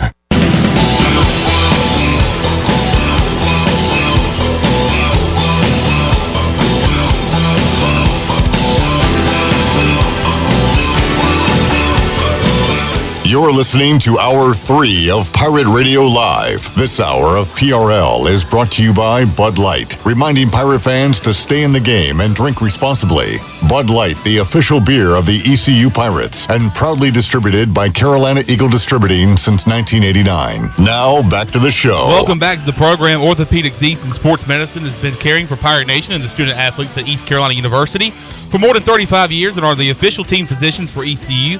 Orthopedics East and Sports Medicine Center provides a variety of general and specialized operative and non-operative orthopedic services to meet the needs of the patients in Eastern North Carolina. For more information, call 757-2663 or visit orthoeast.com. And congratulations to the Kink. Lonnie Kinker was the winner of a shrimp taco lunch from Chico's. Grab your amigos and head to Chico's. Enjoy your favorites like shrimp tacos, steak and chicken fajitas, burritos, enchiladas, ACP, and more. Plus, ice cold cervezas and Chico's famous margaritas are always available. For Mexican food and fun, it's got to be Chico's. Now let's head back into PRL. Here's your host, Clip Brock. Alrighty, back with you, Pirate Radio Live, here on a Monday. We do a one giveaway per month policy, one winner per month. And a couple of guys, Lonnie Kinker, the Kink, and seems like Jeff Dover like to get in early. And then and kind of just sit in the weeds until the next month. There is a Pam Odom. Pam Odom. Pam Odom usually Podem. But Pam Odom's usually up there first of the month, and then of course Susan Dean's, the legends. Yeah, the regs, the regulars. Busy Bone, Crazy Bone, Lazy Bone also in on the first of the month. Y'all are really young, and don't get my Bone Thugs and Harmony reference. Sorry, I tried. I was like, man, wake up, wake up. Would anybody like to sing the lyrics to First of the Month by Bone Thugs and Harmony? That's how Ben Mintz got fired. Oh, well then no, I will pass on that. Nobody's getting my references. I'm surrounded by young people. They don't know what the hell I'm talking about. Man, I don't know how to segue to this, but over the weekend I was watching a show that I just learned about child predators and like the group that brings them down. Chris Hansen. It was Chris Hampson. Hampson? Crimps? Crimps? It was Crimps Hampson-esque. But it was on, I saw it on HBO Max. It might have originally came out on Prime. But it is a group that like works in relationship to the police, and they get these predators. I see them off on the TikTok. damn streets. Yeah, I see them on TikTok a lot. And I got sucked into that, and I have a 14-year-old daughter, and it's just like it's disturbing. Ruined my weekend. It's disturbing the amount of effort that these people go to. Yeah. To do what they're going to do, and it's just very, very uneasy to watch. And Crimps Hampson. I'm doing it. I'm Crimps Hampson, and I need you to sit right there. I'm going to ask you a few questions. Have a seat over Wait, there. what was your name again? Crimps Hampson. Crimps. So that's what I watched. What's the name of it? Undercover Underage. Undercover Underage. And it's headed up by this, it's mostly women. There's a couple guys in the group. But this woman that's 38, and her name is Rue, but she looks really young, and sometimes she does the decoy, like when they do the video texting. chats and stuff. And it is creepy, but it is awesome to see them go down. Absolutely. And get arrested. And getting these people off the streets. People on the streets. What was that? What? Who is that? Royce Crimps Hampson? Is this Crimps Hampson? Royce White, playing in the Big Three, has where are you going with this? Has Trump 1 shaved into his head. Oh, like gosh. the remaining hair on the side of his head says Trump 1. My goodness. So who used to do? Dennis Rodman used to do stuff like that. Who else had cool stuff in the Anthony Mason had always had words and design shaved into his head. We need to ask Patrick Mason on Wednesday if there was something he can shave into his head, what would it be? Great question. That could be the question of the week. Joey, what would be your answer? I used to get designs on the side of my head all the time. Yeah? Yeah, all the time. It was. Did you have like a specific barber you would always go to or something? Yeah, his name was Miami. Where was he from? Miami. How about that? So what? But you put like designs, not words and stuff. I think I put a word one time for losing a bet with some teammates in soccer. What was that word? I think it was just the initials of our rival high school. So I had to rock that in my head for a little while. You play soccer? Yeah. Yep. All right. Chandler. I think I would have the Constitution in cursive all the way around my head. I think it's big enough. Yeah, that is true. You could put a lot more than the normal person could put on their head. I would put have the whole Constitution on my head. In-season tournament champions and have the in-season tournament trophy on the side of my head. Hornets, I'm calling it. Oh, and the Hornets logo shaped in there the too. NBA Cup, just right there. NBA Cup. Oh, Chad had the in-season tournament prize money, win championship, $500,000 per player. Reach final game, $200K per player. Reach semifinal game, $100K. Reach quarterfinal game, $50K. So there is a financial incentive to win the. Oh, we need a break. Yeah, take a break. Jamie says, clip. There's a plethora of videos on YouTube. Crap. I don't know if I want to get trapped back into that. Did Pedo the Pirate make an appearance? I did not see Pedo the Pirate on the show. Oh, that would have been what a reference. An unfortunate name for our mascot, Pedo the Pirate. We'll take a break, come back, and wrap up Pirate Radio Live after this.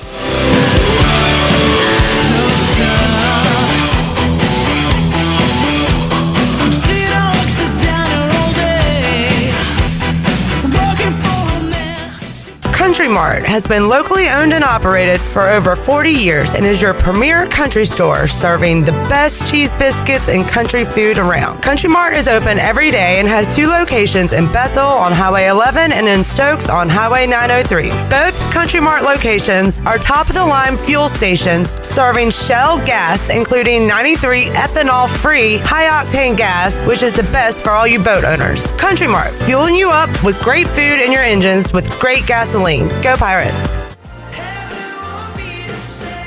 Hey Miles, isn't it amazing to think our family has been distributing soft drinks since 1923?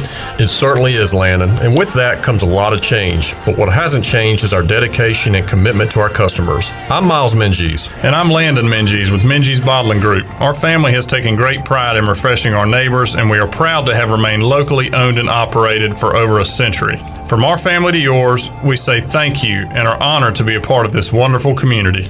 Here's to 100 as we celebrate our employees and our customers all over Eastern North Carolina. From generations before us and to future generations. Cheers to the next 100 years. Cheers to the next 100 years.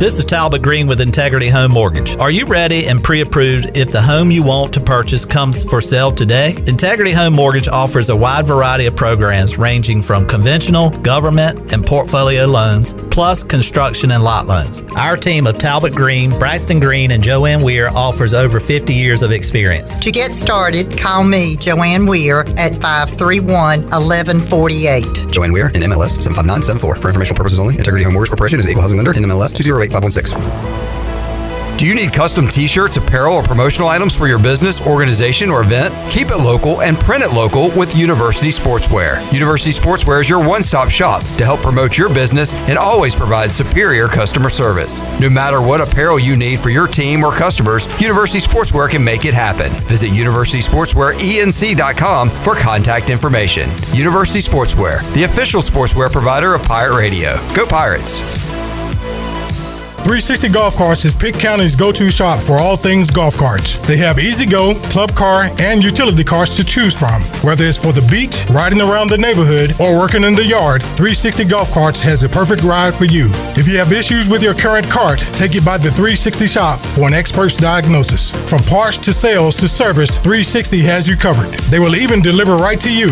Visit Brian Harris today on Highway 43, just past D.H. Conley High School. 360 Golf Carts, Pirates supporting Pirates. Saturdays are your day to kick back, relax, and have fun. That's why Ottavola Market Cafe is the perfect place to go for dinner, drinks, and takeout. Ottavola is open every Saturday at 4 p.m. on the bar side, serving a special selection of menu favorites of appetizers, pastas, and specialty pizzas. Whether it's dine-in, takeout, or drinks with friends, Ottavola is the best choice every Saturday starting at 4 o'clock. Visit OttavolaMarket.com to see what's new, and visit Ottavola on Red Banks Road every Saturday starting at 4. Ottavola, Pirates supporting Pirates. The convenience of Pitt Greenville Airport is waiting just outside your front door. Service is back, so you're connected to destinations worldwide through flights from American Airlines. Plan your next trip. Book your flights today at flypgv.com or aa.com. Avoid the long check-in lines and congestion at the big airports and fly local at PGV. Fast, convenient, and close to home, PGV has American Airline flights perfect for your next trip. Book today at aa.com. PGV, where the pirates fly. This is Jacob Jenkins Cowart, and you're listening to Pirate Radio, the voice of the Pirate Nation.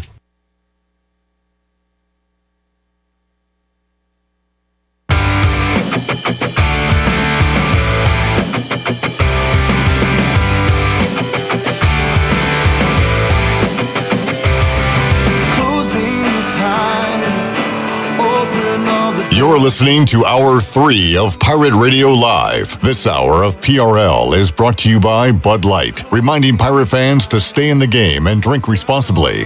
Bud Light, the official beer of the ECU Pirates, and proudly distributed by Carolina Eagle Distributing since 1989. Now, back to the show. Welcome back to the program. Quality Equipment is your first full-service John Deere dealer with 28 locations to serve you.